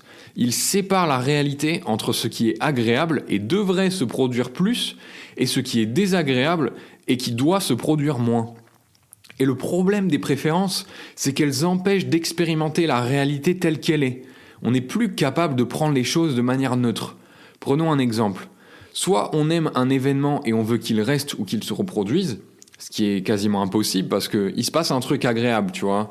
Je sais pas, ta copine te dit je t'aime. Et vraiment, ça te touche, ça te fait fondre à l'intérieur. Voilà, t'aimes ce truc-là, t'aimes cette sensation, tu veux que ça se reproduise. Et la prochaine fois qu'elle te le redit, c'est pas la même vibe, tu ressens pas vraiment le même truc et ça t'énerve. Tu vois, ça t'énerve parce que tu veux que ça se reproduise de la même façon. Et donc, c'est impossible, mais pourquoi c'est impossible ? Pourquoi ça t'énerve ? Parce que tu t'es accroché à cette préférence, parce que tu t'es accroché à cette signature positive. Dans ta tête, tu t'es dit « Ah, ça j'aime, j'en veux plus ». Donc ça, c'est l'exemple pour le positif. Soit on n'aime pas un événement et on lui résiste et on veut pas qu'il se reproduise. Et ça, on sait aussi que c'est impossible parce que c'est pas parce que t'aimes pas un événement et tu veux pas qu'il se reproduise et que tu lui résistes qu'il va pas se reproduire. Et ça, ce que ça crée généralement, c'est du stress. Et dans les deux cas, ce qui se passe, c'est qu'on bloque la réalité en la faisant passer au travers de notre collection de préférences personnelles. Et ça, c'est ce qu'on appelle la psyché. C'est l'accumulation des préférences, des j'aime et j'aime pas que tu as accumulé au fur et à mesure de ton expérience sur Terre. Et là, je cite Singer, « La vraie question n'est pas de savoir si vous aimez les choses, mais plutôt pourquoi n'êtes-vous pas OK avec elles. La raison est simple, vous n'êtes pas capable de les digérer. C'est dur de laisser certaines expériences passer sans qu'elles vous perturbent à l'intérieur, mais vous devez apprendre à les laisser passer. C'est ça l'acceptation. L'acceptation, c'est la non-résistance.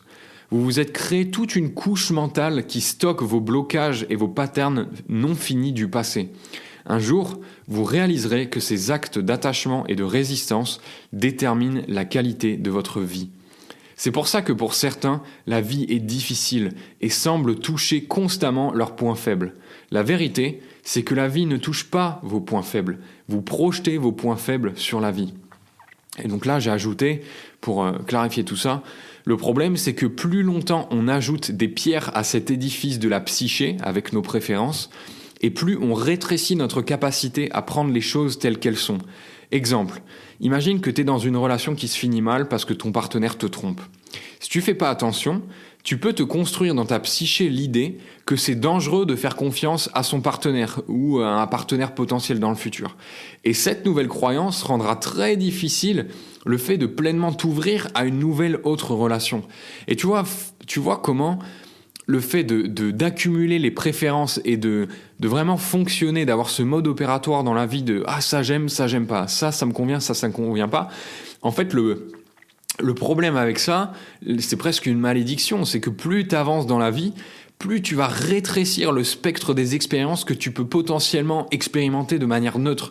Parce que tu vas accumuler des choses où tu dis ça j'aime pas, et du coup tu vas les éviter à l'avenir, et donc tu te fermeras à tout ce pan d'expérience, et tu vas aussi accumuler tout un tas de choses où tu diras ça j'aime, tu voudras les reproduire, et vu que c'est impossible que deux choses se reproduisent de la même manière, tu vas accumuler de la déception en fait. D'où l'importance, et on va continuer sur cette idée plus tard dans le podcast, mais de vraiment prendre conscience de la problématique que ça a de dire ça j'aime pas, d'avoir des préférences, et je sais que c'est très difficile au départ, mais ce podcast c'est juste un point d'entrée. Je veux dire, on va pas voir toute la spiritualité dans ce podcast, même si j'ai envie de couvrir un gros pan, de vraiment poser une bonne grosse dalle de béton solide pour t'encourager à poursuivre ta quête de sagesse et de développement dans ce domaine. Ça montre à quel point les préférences peuvent te pourrir la vie en fait complètement. D'avoir des choses que tu aimes et que tu aimes pas, et d'absolument chercher à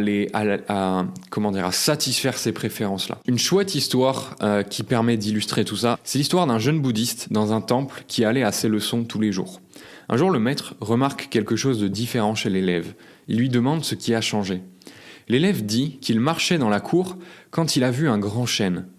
Il voyait cet arbre tous les jours depuis son arrivée, mais à chaque fois, il lui rappelait autre chose, comme l'arbre sous lequel Bouddha avait médité, ou encore l'arbre duquel il est tombé quand il était petit. Mais cette fois-ci, il a vu juste l'arbre. Le maître sourit. La morale de l'histoire, c'est que tu peux voir la réalité au travers de tes filtres, ou voir la réalité juste pour ce qu'elle est. C'est la manière dont tu vois la réalité qui détermine la qualité de ta vie.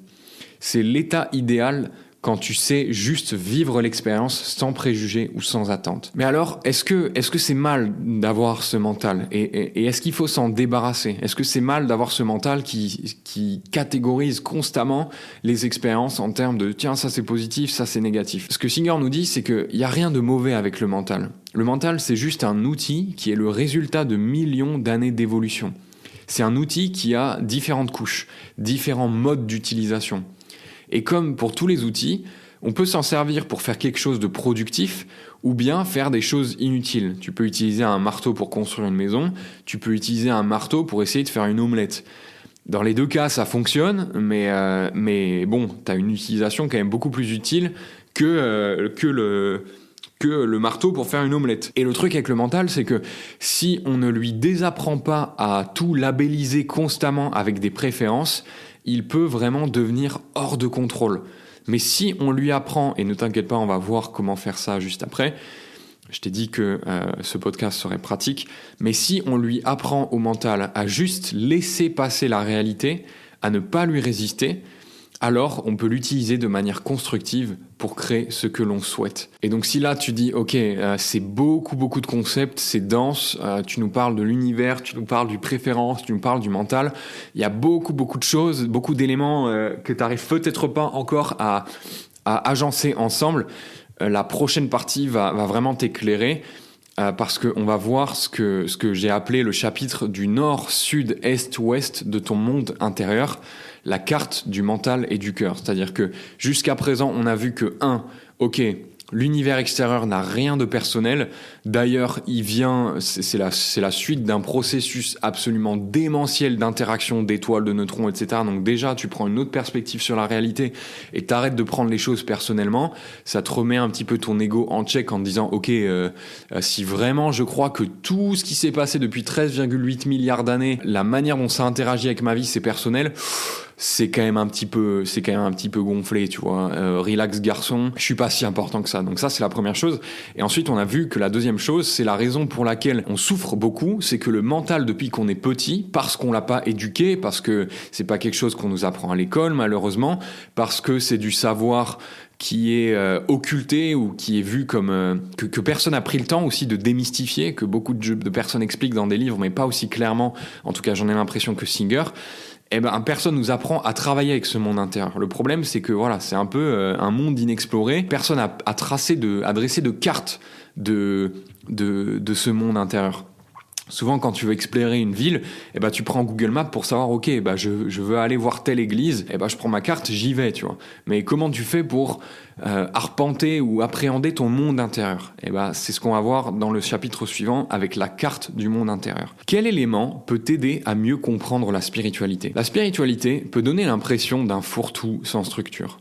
Un peu comme le plat du dimanche sans recette et sans logique où tu jettes tous les restes de la semaine au four. Tout le monde a sa façon d'aborder le sujet et tu ne sais pas vraiment t'y retrouver. Et c'est un vrai problème pour celui qui démarre parce que quand on débute, on a besoin d'une sorte de structure à laquelle se raccrocher.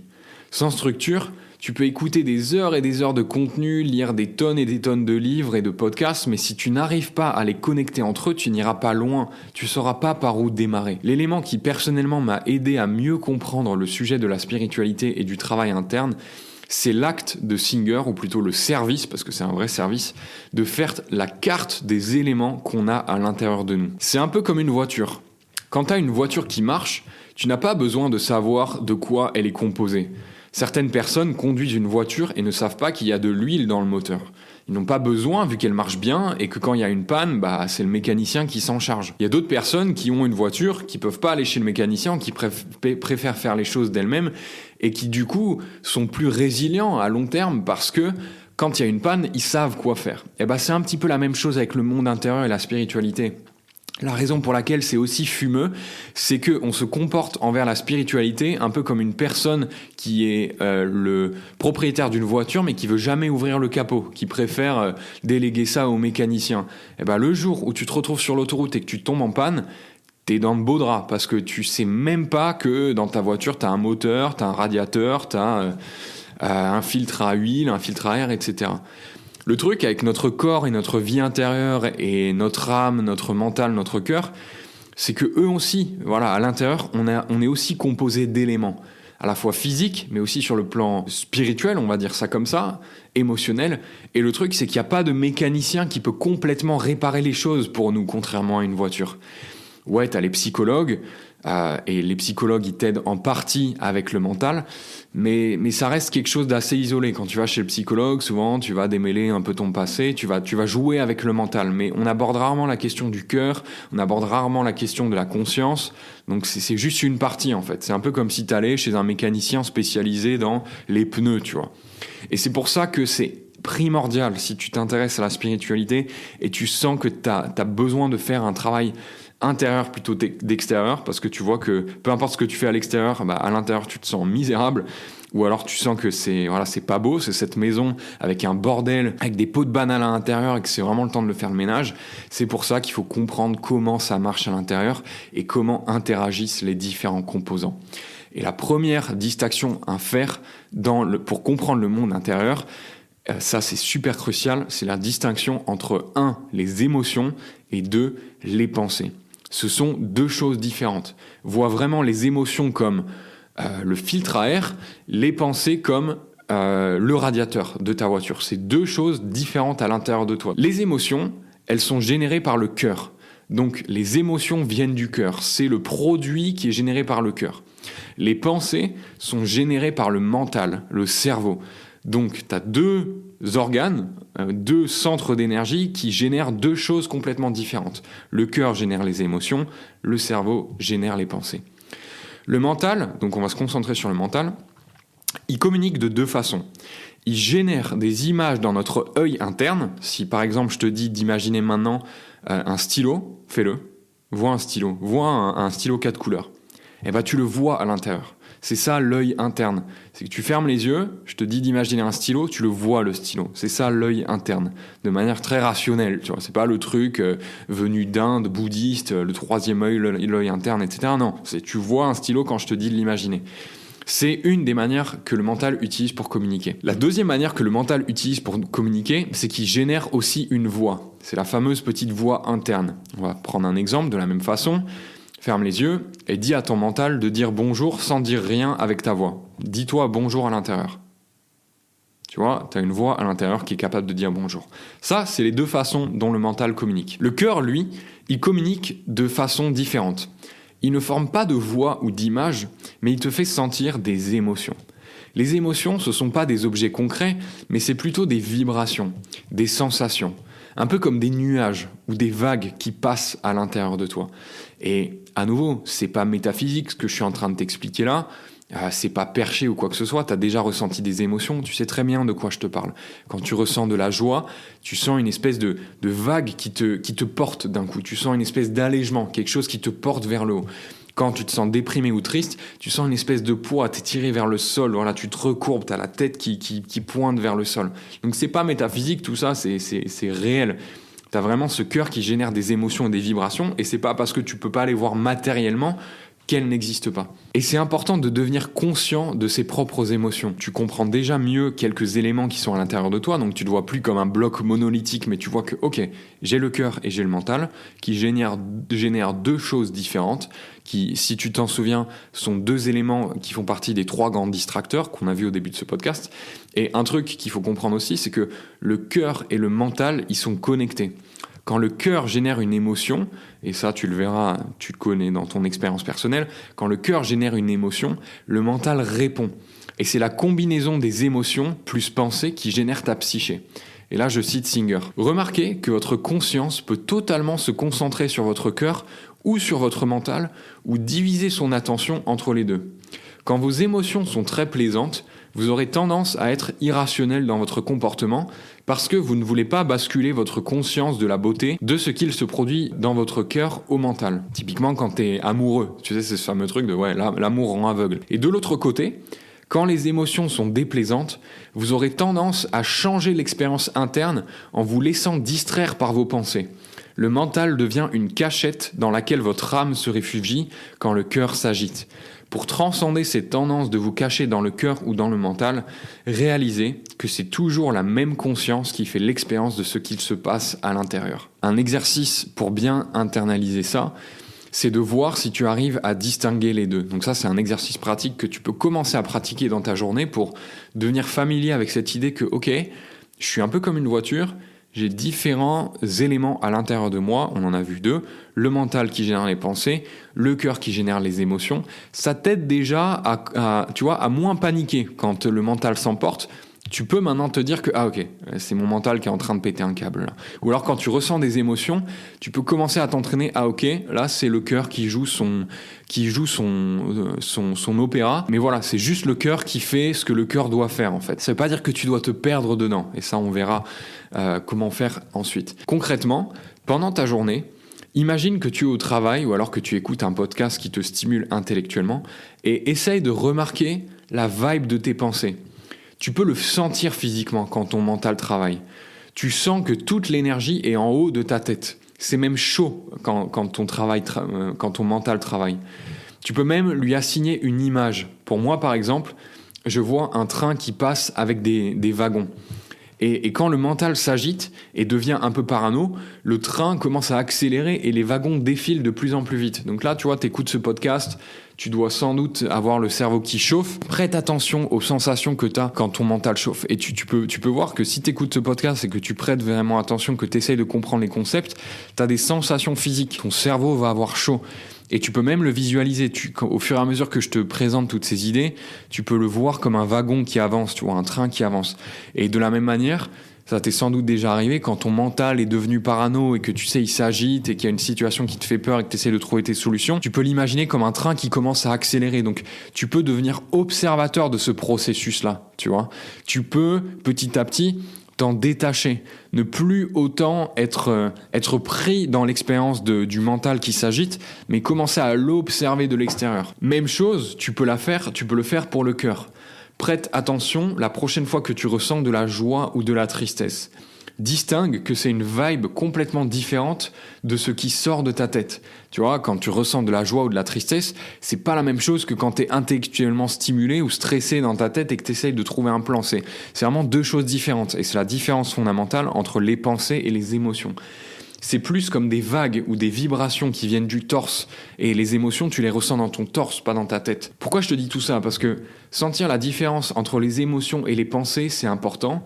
Parce que ça te débloque les étapes suivantes de la spiritualité pour Singer. Tout d'un coup, tu ne te perçois plus juste comme un bloc monolithique, comme on a vu juste avant, où il se passe tout un tas de choses inexplicables à l'intérieur de toi et toi, tu les subis. Mais tu commences à isoler tes composants et à comprendre comment ils marchent et ce qu'ils produisent. Donc en fait, tu te rends compte de la complexité de ce qui te compose et tu te rends compte que jusqu'à présent, en fait, t'as jamais vraiment étudié ce qu'il y a à l'intérieur. Et tu te demandes pourquoi est-ce que tu vis un quotidien peut-être un peu triste ou déprimé ou pourquoi est-ce que peu importe ce que tu fais à l'extérieur, à quel point tu essaies d'être productif dans ton business, dans tes relations, tu ressens toute cette espèce de désordre à l'intérieur de toi. J'espère qu'avec ce podcast et toute cette étude, ce déroulement, tu commences à percevoir qu'il y a tout un mécanisme à l'intérieur dont on parle jamais en fait, qu'on connaît pas parce que personne n'a dressé la carte de ce monde intérieur et Singer le fait, c'est pour ça que j'adore ce mec et ça t'invite juste à te dire est-ce que tu veux plonger, est-ce que tu veux prendre le temps de faire ce travail, parce que si oui, les résultats qui viennent de ça, ils sont phénoménaux en fait. Donc là on a tout un chapitre sur ce que Singer appelle le mental personnel et impersonnel. Singer nous dit que le mental a plusieurs couches, la couche personnelle et impersonnelle. La couche personnelle, c'est un peu le mental primitif. C'est celui qui s'inquiète de notre survie, celui qui juge, celui qui est centré sur soi. C'est un peu l'animal, tu vois. C'est un peu les restants de notre nature reptilienne et primitive. La couche impersonnelle, c'est le mental abstrait. C'est le nouveau mental, le néocortex. C'est celui qui est capable d'imagination, de créativité, de conceptualiser. C'est celui qui a fait en sorte qu'on se lève sur nos deux pattes et on se dise un jour, y a du feu, on va essayer de refaire du feu et avec le feu, on va essayer de faire un super bon goulash. Tu vois ? C'est le mental qu'utilise Einstein pour trouver ses théories de la relativité. C'est celui que tu utilises pour résoudre des problèmes, planifier des vacances ou réfléchir à une stratégie. Ça, c'est la couche impersonnelle. Et ce que Singer nous dit, c'est que ce sont deux zones très différentes du cerveau, et donc deux utilisations très différentes. Le problème, c'est qu'on est majoritairement distrait par le mental personnel de nos jours. Celui qui se préoccupe des petits problèmes, celui qui stresse pour un rien. C'est le mental des petits conflits et des petits questionnements sur soi qui n'ont pas beaucoup d'importance. On n'a pas tant évolué que ça à ce niveau-là. On est toujours perturbé par ce mental, même si aujourd'hui, il n'y a plus vraiment de raison qu'il soit aussi actif, parce que la raison pour laquelle il était là, c'est que, on était, à l'époque, on n'était pas autant en sécurité, il fallait survivre dans la jungle. Mais aujourd'hui, c'est plus le cas. Que fait le mental personnel exactement au quotidien ? Il collecte les expériences et les trie comme positives et négatives. C'est lui qui fait ça. De ça, il se construit une sorte de bibliothèque de préférence qu'il va ensuite tenter de faire matcher avec la réalité. Et concrètement, ça se manifeste par quoi ? Par nos désirs. Par exemple, Quand j'aurai 10 000 euros sur mon compte bancaire en réserve, à ce moment-là, je serai heureux et serein. Quand j'aurai telle ou telle maison, à ce moment-là, je serai heureux. Quand je me serai acheté tel ou tel appareil photo, à ce moment-là, je serai heureux. Je ne veux pas qu'il pleuve pendant nos vacances. Je ne supporte pas quand les gens sont en retard. Ça, c'est le mental personnel. C'est le cerveau primitif qui catégorise la réalité et qui s'oriente en fonction de ça j'aime pas. Du coup, je veux faire plus de ce que j'aime, moins de ce que j'aime pas. Et là, je cite Singer. Si vous prêtez attention, vous verrez que ce sont vos expériences passées qui déterminent vos préférences. Vous ne les avez pas inventées. Vos opinions, vos avis, vos préférences sont basées sur les données de votre passé. Imaginons que vous êtes totalement serein dans votre relation jusqu'au moment où votre ami se fasse larguer et se sente misérable. Tout d'un coup, vous commencez à vous inquiéter à propos de votre propre relation. Tout allait bien jusqu'au moment où vous avez entendu votre ami parler de sa rupture. Et maintenant, vous aussi vous êtes en stress. Vous avez stocké le concept de rupture à l'intérieur de vous-même, même si ça n'avait rien à voir avec vous à ce moment-là. Vous l'avez pris personnellement. À ça, Singer ajoute, est-ce possible de processer de l'information sans se coincer dedans ? Oui, c'est possible. Votre ami a un problème et il vous en parle. Vous l'avez conscientisé et vous avez même ressenti de la compassion pour votre ami. L'interaction vous a rendu meilleur. Vous avez été capable de pleinement absorber la réalité sans rester coincé dans votre tête. Si vous souhaitez vous en souvenir, vous pouvez faire appel à votre mémoire, mais le souvenir en lui-même ne reviendra pas sans arrêt à la surface, puisque vous ne l'avez pas stocké dans votre inconscient ou l'avez bloqué à l'intérieur de vous. Vous l'avez laissé passer et vous êtes devenu une meilleure personne. Pour Singer, le choix fondamental qu'on a tous, c'est soit de rester coincé dans le mental personnel et de continuer à opérer avec ce système opératoire de j'ai des préférences, je m'oriente dans la vie en fonction de mes préférences, je veux plus de ce que j'aime, moins de ce que j'aime pas. Ça, c'est laisser le mental personnel au volant, quelque part. Ou alors, on peut faire le choix fondamental de nous libérer de nos blocages pour passer plus de temps à utiliser la deuxième partie, la deuxième couche de notre mental, celle qui nous permet de créer des choses monumentales et de servir. Et là, je cite Singer, « Le choix fondamental est de constamment tenter de contrôler la vie pour compenser nos blocages ou dévouer notre vie à nous débarrasser des blocages qu'on a accumulés. » Et donc là, on se demande, comment on fait pour s'extraire du mental personnel concrètement ? C'est tout un travail, ça se fait pas en un claquement de doigts. Mais une des premières techniques que Singer donne, c'est de prendre de la hauteur et de remettre sa vie en perspective. Après tout, on est bloqué dans le mental personnel justement parce qu'on est centré sur nous, parce qu'on a cette incapacité à prendre de la hauteur. C'est-à-dire qu'on est centré sur une minuscule partie de ce qu'est en effectif l'existence et la réalité de l'existence, en fait, de la réalité telle qu'elle est. Et là, je cite Singer. Voici une technique pour gagner en perspective. Envoyez votre mental en orbite et réalisez qu'il n'y a absolument rien dans l'espace.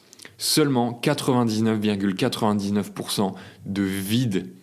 Il n'y a que du rien dans les étoiles. L'étoile la plus proche, après le Soleil, est à 4,2 années-lumière. Pour se faire une idée de ce que ça représente, imaginez que vous tenez un faisceau laser au-dessus de la Terre. Vous l'allumez pendant 1 seconde. En 1 seconde, le faisceau a voyagé 7,5 fois autour de la Terre. En 1 seconde, le faisceau lumineux a voyagé 7,5 fois autour de la Terre. Voyagez à cette vitesse pendant 4,2 années et vous atteindrez l'étoile la plus proche. Et dites-vous qu'il n'y a rien entre vous et votre destination. Il n'y a que du vide. On appelle ça le vide intersidéral.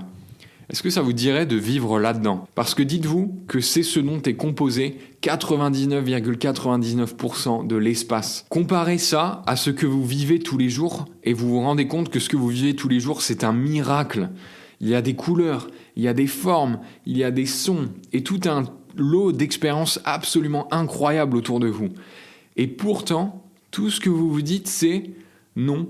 Ceci n'est pas ce que je veux. Cette expérience ne me convient pas parce que la serveuse n'a pas souri quand elle m'a apporté le café, ou bien elle n'a pas mis assez d'eau dans mon café allongé. Évidemment que ce n'est pas exactement ce que vous voulez, mais là n'est pas la question. Au lieu de comparer le moment devant vous à vos préférences que vous avez stockées à l'intérieur de vous avec votre mental, pourquoi ne pas les comparer au vide intersidéral qui compose 99,99% de l'univers ? Si vous faites ça régulièrement, vous verrez que vous aurez de la gratitude pour tout ce qui vous arrive dans vos journées. C'est clairement mieux que le vide intersidéral, n'est-ce pas ? C'est ainsi qu'une personne sage mène sa vie. Et là, il y a une autre citation. La souffrance est causée par le contraste entre ce que vous avez décidé qu'il doit arriver et la réalité. Le problème avec cette solution, entre guillemets, c'est qu'elle demande une présence de dingue. Ça demande vraiment de la présence et une discipline mentale et intérieure assez dingue pour garder cette réalité en suspens, en fait, dans notre conscience tout au long de la journée. Et malheureusement, ce qui se passe souvent, c'est que on connaît des moyens de prendre du recul, que ce soit des techniques de respiration, de la cohérence cardiaque, des mantras, etc. Mais le problème, c'est que tout ça, ça passe aux oubliettes quand le flow de nos journées s'enclenche, en fait. Et quand on est pris dans le flow d'événements, notre conscience est distraite de toutes ces techniques-là. Tu peux le faire le matin, et c'est déjà un super bon point de départ de commencer toutes tes journées par se relativiser ton existence, parce que ça va déjà te créer une couche de paix quelque part. Ça marche, mais il faut s'en souvenir en fait. Donc soit en se mettant un fond d'écran avec l'espace par exemple, soit en contemplant cette idée le matin durant ta méditation. Mais c'est une première technique, tu vois, pour te détacher de ce mental personnel et passer plus de temps dans le mental impersonnel. Ok, donc maintenant qu'on comprend un petit peu mieux la nature du mental et comment il fonctionne, à quoi il ressemble, à nouveau, je reprends cette image d'ouvrir le capot et de décortiquer ce composant. Donc on a vu le mental, personnel et impersonnel. On va faire un deep dive sur l'autre grand distracteur. Donc jusqu'à présent, on a vu la réalité, d'où elle vient, les étoiles, la fournaise, etc. Tu te souviens de ça ? On a vu le mental, et maintenant, il y a le troisième grand distracteur, et c'est le cœur. Le premier truc à comprendre sur le cœur pour Singer, c'est que tu n'es pas le cœur. Tu n'es pas ton cœur. Ton cœur est à l'intérieur de toi, mais tu n'es pas ton cœur. De la même façon que ton mental est à l'intérieur de toi, mais tu n'es pas tes pensées. Tu es celui qui observe les pensées. Tu es, pour reprendre ce qu'on a vu au début de l'épisode du podcast, tu as une relation de sujet à objet de ce que tu observes. Tes pensées, tu peux les observer, tu n'es pas elles. Tu es celui qui fait l'expérience du cœur. Pour le cœur, c'est la même chose. Tu es celui qui fait l'expérience du cœur et des émotions qu'il t'envoie. Rater cette nuance est précisément ce qui rend les relations difficiles, parce qu'on pense qu'on ressent de l'amour en réponse au comportement d'une personne. Prenons un exemple concret. Ta copine t'envoie un message le matin ou te fait un super gâteau. Ton cœur s'ouvre et tu ressens de l'amour. Inversement, elle ne t'envoie rien ce matin, ou ça fait longtemps qu'elle t'a pas fait un petit geste par exemple, ton cœur se ferme, tu le prends personnellement. On pense que le ressenti de l'amour est provoqué par l'autre, alors que c'est ton cœur qui s'ouvre et qui se ferme. C'est pas l'autre qui fait que ton cœur s'ouvre et se ferme, c'est ton cœur qui s'ouvre et qui se ferme. La bonne nouvelle, c'est que tu peux apprendre à ouvrir et à fermer ton cœur à volonté, indépendamment de ce qui se passe à l'extérieur. En fait, ce que nous dit Singer, c'est que vu qu'on n'a jamais pris le temps d'ouvrir le capot interne et d'étudier comment les choses fonctionnent, on s'est habitué à ce que le cœur s'ouvre et se ferme en réaction aux événements extérieurs. Et du coup, on a fait cette association que, ok, en fait, mes émotions, elles sont générées par l'extérieur. Et donc, on s'est dit, si je ressens de l'amour, c'est à cause de cette personne. Si je ressens de la colère, c'est à cause de cette situation, de ce que cette personne m'a dit. Mais en fait, pas du tout. Le cœur, il s'ouvre ou il se ferme indépendamment de l'extérieur. C'est juste nous qui avons fait cette attribution parce que, à nouveau, manque de savoir, manque de sagesse, manque de finesse dans l'observation de ce dont est composé notre intérieur quelque part. Mais ce que Singer nous dit, c'est que tu peux apprendre à ouvrir et à fermer ton cœur à volonté, un peu comme un instrument. Et ça, c'est un game changer sur la manière dont tu te sens au quotidien. Et là, je cite Singer. Les gens se perdent tellement dans l'expérience du cœur bloqué qu'ils ruinent leur vie. Et ce que le mental raconte quand le cœur est fermé, ce n'est pas vous. C'est juste le mental qui s'exprime dans l'état du cœur fermé. Mais vous êtes celui qui remarque cette chose apparaître. Le monde change constamment. Tout change.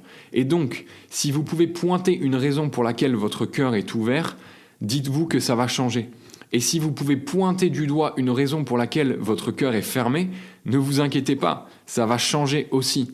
Si vous le laissez tranquille, votre cœur fluctuera au fil des situations qui le font s'ouvrir et se fermer. Si vous ne comprenez pas ça, vous serez en constante réaction à votre cœur. Les impressions et les blocages déterminent tes préférences dans la vie. Si quelqu'un stimule une impression négative, tu ne l'aimes pas. S'il stimule une impression positive, tu l'aimes bien.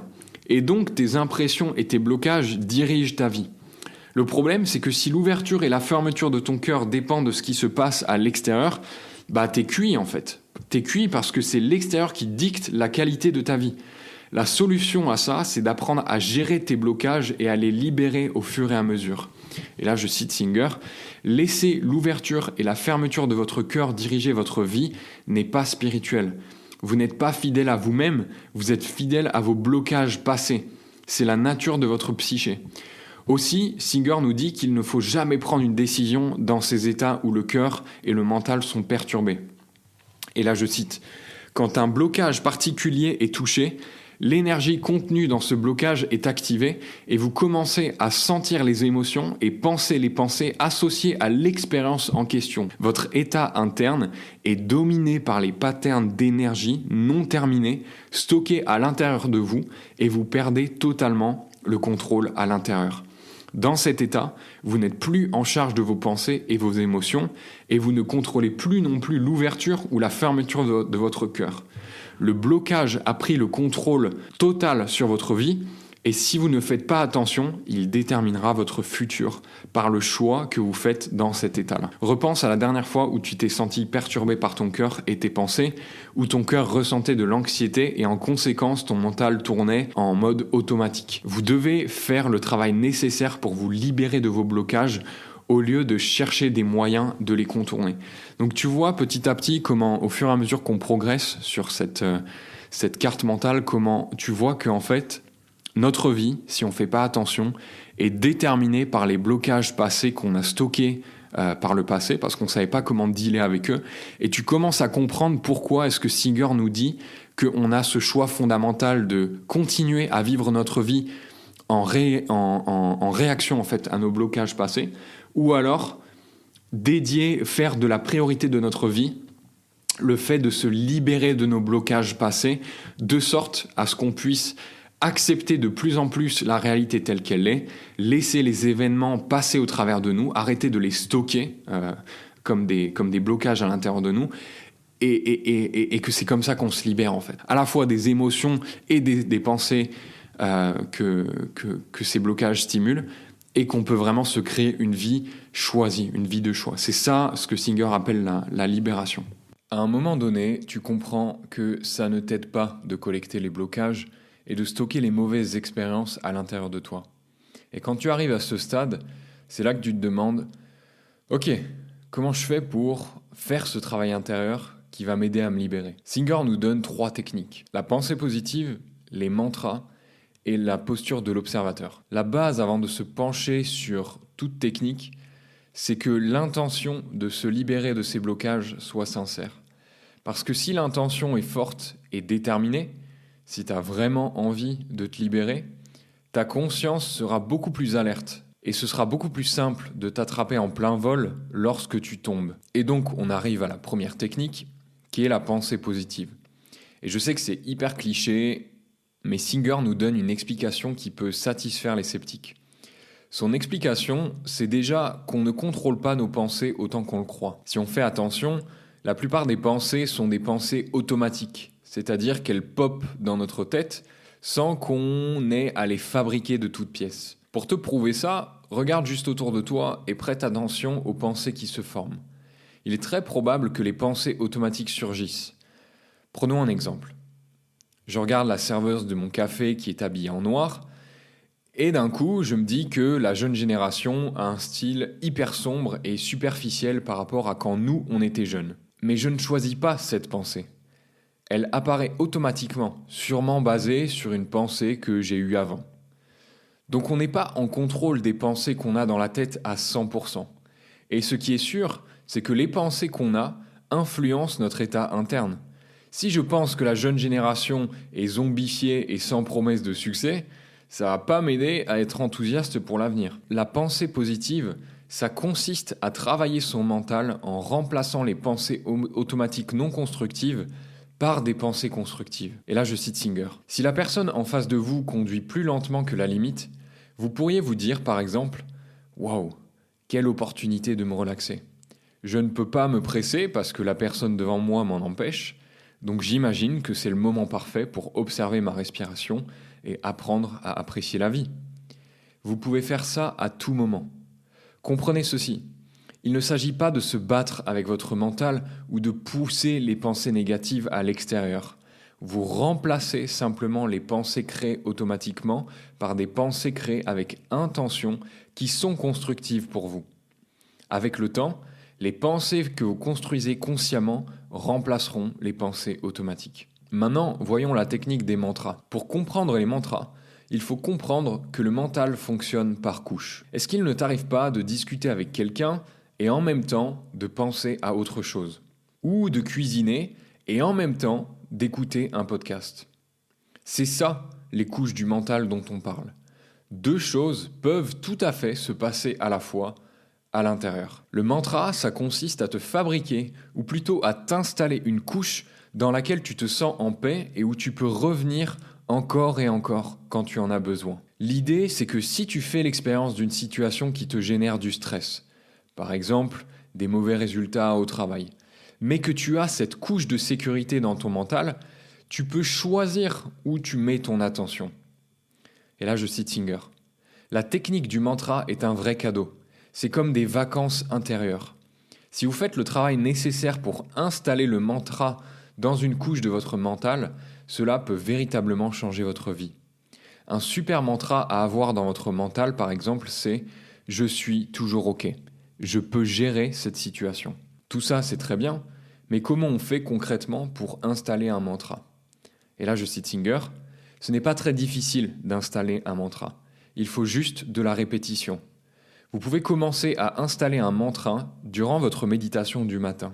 Même 15 minutes par jour suffisent. Une bonne technique consiste à lier le mantra à votre respiration pendant votre méditation ou pendant votre trajet en voiture ou quand vous êtes aux toilettes, par exemple, au lieu de scroller sur Instagram ou TikTok. Donc on a vu la technique de la pensée positive, on a vu la technique des mantras, et maintenant on va voir la troisième technique qui est la posture de l'observateur. Singer dit que cette technique, c'est la technique ultime parce qu'elle ne se base pas sur manipuler le mental comme la pensée positive ou les mantras. La technique de l'observateur, ou plutôt la posture de l'observateur, ça consiste à remarquer que tu es celui qui remarque. Remarque que tu peux observer tes pensées et émotions avec de la distance. Un exemple que Singer donne pour en faire l'expérience, c'est de regarder un objet devant toi, une tasse par exemple, tu peux le tester en même temps, regarde la tasse. Maintenant, regarde un autre objet, ton téléphone peut-être, et ne pense pas à ton téléphone. Regarde juste le téléphone. C'est ça la posture de l'observateur.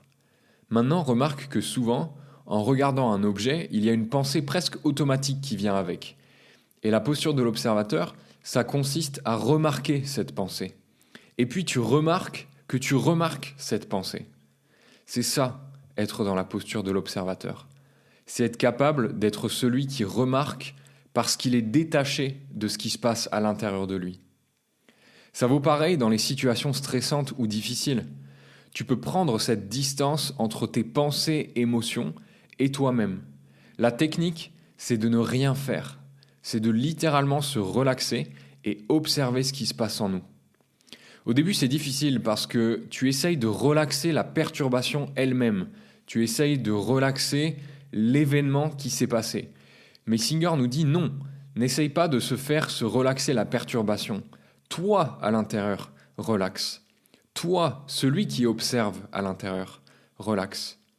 Et pour accompagner, tu peux relâcher tes épaules, tu peux relâcher tes muscles, ton visage, ton ventre et toute la partie autour de ton cœur. Plus tu relâches, nous dit Singer, plus tu laisses de l'espace au blocage pour qu'il se libère. Singer nous dit que c'est normal si c'est inconfortable. C'est parce que les blocages ont été stockés dans la douleur et donc ils seront relâchés dans la douleur. Et là je cite, « Le sens de la spiritualité n'est pas de changer les objets que vous regardez. Le sens de la spiritualité, c'est d'accepter les objets sans vous laisser absorber par eux. C'est d'être détaché et vous sentir en paix avec ce que votre cœur et votre mental font. Quand vous pouvez être totalement confortable avec tout ce qui vient de votre cœur ou de votre mental, ils arrêteront de créer des perturbations internes. Arrivé à ce stade, on a parcouru beaucoup de terrain, on a parlé de beaucoup de choses. Je l'espère que tu as appris une nouvelle façon de regarder sur ce qu'il y a à l'intérieur de toi et peut-être que ça t'aidera à adopter une nouvelle posture. Maintenant, je comprends que c'est beaucoup et j'aimerais te donner une piste, ou en tout cas dédier cette avant-dernière section du podcast à comment est-ce que tu peux commencer ce travail interne simplement. Le meilleur moyen d'entamer ce travail de purification est de commencer par les petites choses du quotidien. Singer nous dit que tous les jours, on laisse de multiples situations nous perturber inutilement alors qu'on n'a aucun contrôle dessus. Si on regarde ça avec un œil d'investisseur, le coût-bénéfice de se laisser perturber par le mauvais temps, l'ami qui arrive en retard ou la voiture qui conduit lentement a un coût-bénéfice de 0. Il faut voir ces situations comme des opportunités de changer nos propres réactions. En pratiquant le lâcher-prise sur ces situations, on crée de l'espace à l'intérieur de nous-mêmes. On a plus d'énergie disponible parce qu'on ne s'entrave plus de problèmes inutilement. Cette phase peut prendre un certain temps et ce n'est pas facile au début. Mais la qualité de vie augmente de manière considérable quand tu commences à lâcher prise sur ces petites situations du quotidien. Singer nous dit qu'il y a 2 catégories de situations. Les low hanging fruit, c'est-à-dire les situations les plus faciles sur lesquelles tu peux lâcher prise, et les plus grosses situations avec des enjeux plus importants. Les low hanging fruit, ce sont les situations où quand tu arrives à te relâcher, il n'y a vraiment rien à faire après. Le problème se résout de lui-même après que tu aies choisi d'arrêter de te pourrir la vie pour rien. Prenons un exemple. Il pleut. Tu ne peux rien y faire. Donc tu lâches prise. La pluie ne te gêne plus parce que tu l'acceptes. Et donc, dès que tu lâches prise, il n'y a plus de problème. Prenons un autre exemple. Le gars dans le café derrière toi qui tousse fort comme un lépreux alors que tu essayes de te concentrer pour lire ton livre. Tu ne peux pas changer la situation. Tu as le choix, soit tu t'énerves, soit tu lâches prise. Et souvent, si tu choisis de lâcher prise, tu peux beaucoup mieux te concentrer. Parce qu'il n'y aura plus cette perturbation et ce conflit interne à l'intérieur de toi. Donc ça, c'est les low hanging fruit. C'est les situations avec lesquelles tu peux déjà commencer à travailler tout de suite dans chacune de tes journées. Commence déjà par les remarquer. Qu'est-ce qui t'énerve sur lesquels tu n'as aucun contrôle ? Et où est-ce que tu peux commencer à lâcher prise et à te détacher ? Et puis, il y a les plus grosses situations. Les plus grosses situations, c'est celles où, après que tu aies lâché prise, il y a encore quelque chose à faire. Prenons un exemple, tu perds ton travail. Dans ces situations, d'abord tu lâches prise pour te libérer du personnel. Et ensuite, une fois que tu as lâché prise et que tu es plus calme, que tu peux prendre des décisions plus au clair, à ce moment-là, tu dois agir. Mais tu agis avec beaucoup plus de lucidité et de clarté que si ton mental était agité et confus. Et là, je cite Singer. Se plaindre de la pluie est un parfait exemple de quelque chose qui a un coût-bénéfice de 0. Qu'est-ce que vous gagnez à vous plaindre de la pluie ? Rien, à part vous énerver. J'ai détesté le temps aujourd'hui, il fait moche, j'ai transpiré, c'était horrible. Félicitations, vous avez eu une journée pourrie et vous n'avez pas changé la météo d'un iota.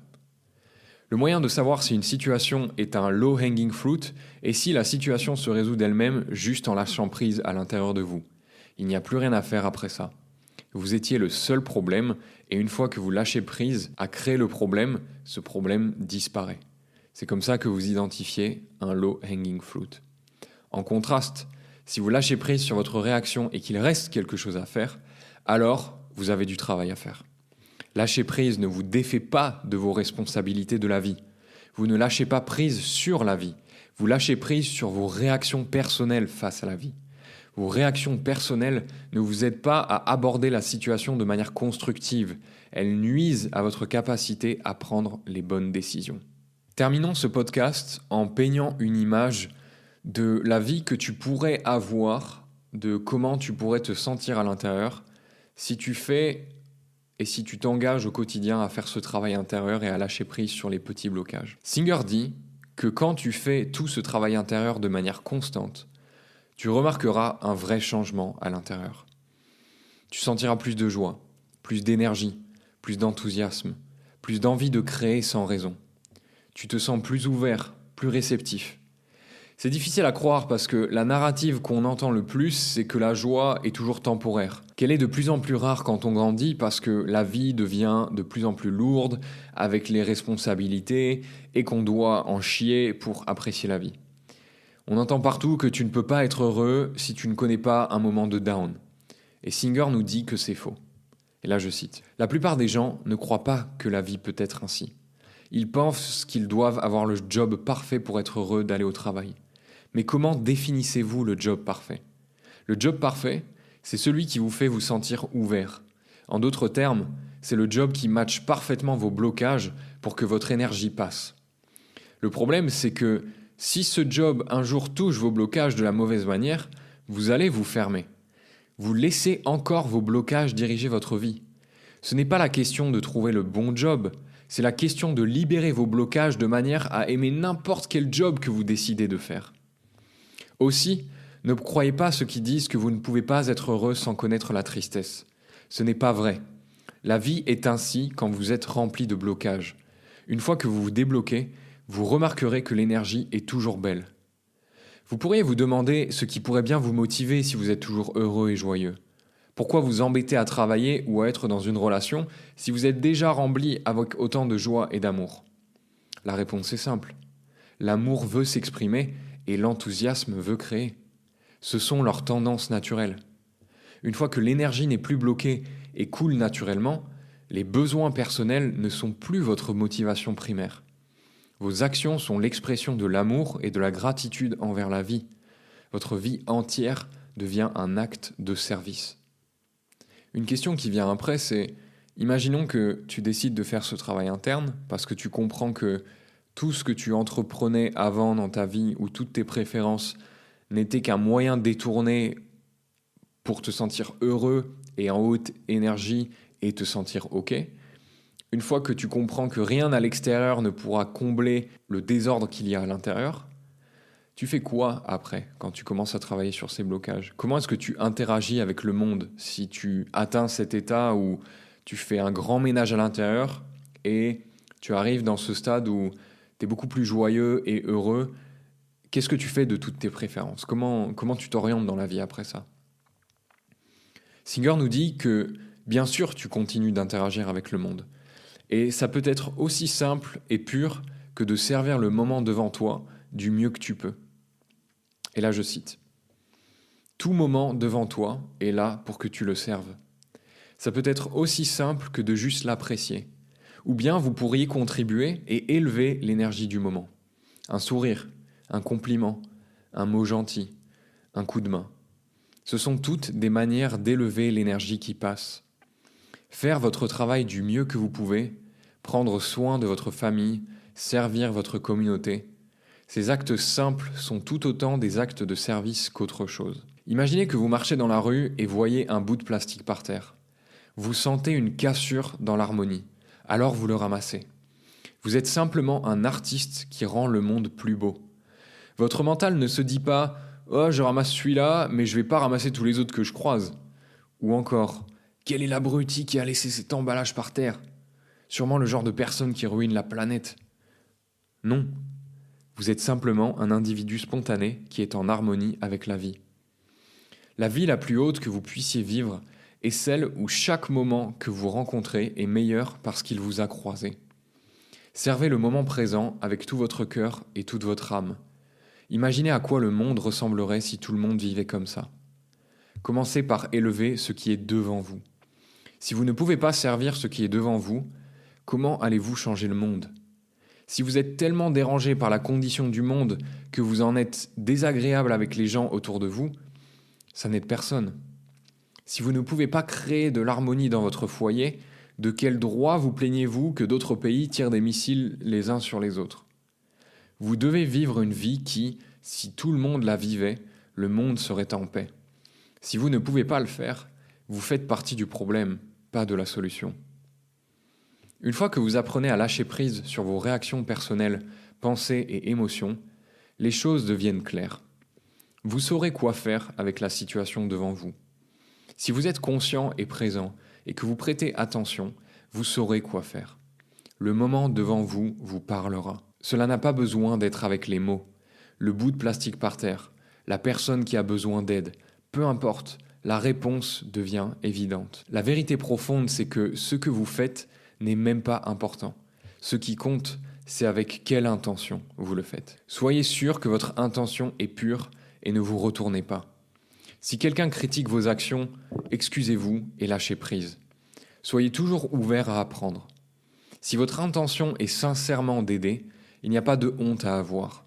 Les fruits de vos actions, quand vous faites du mieux que vous pouvez, est une chose sacrée.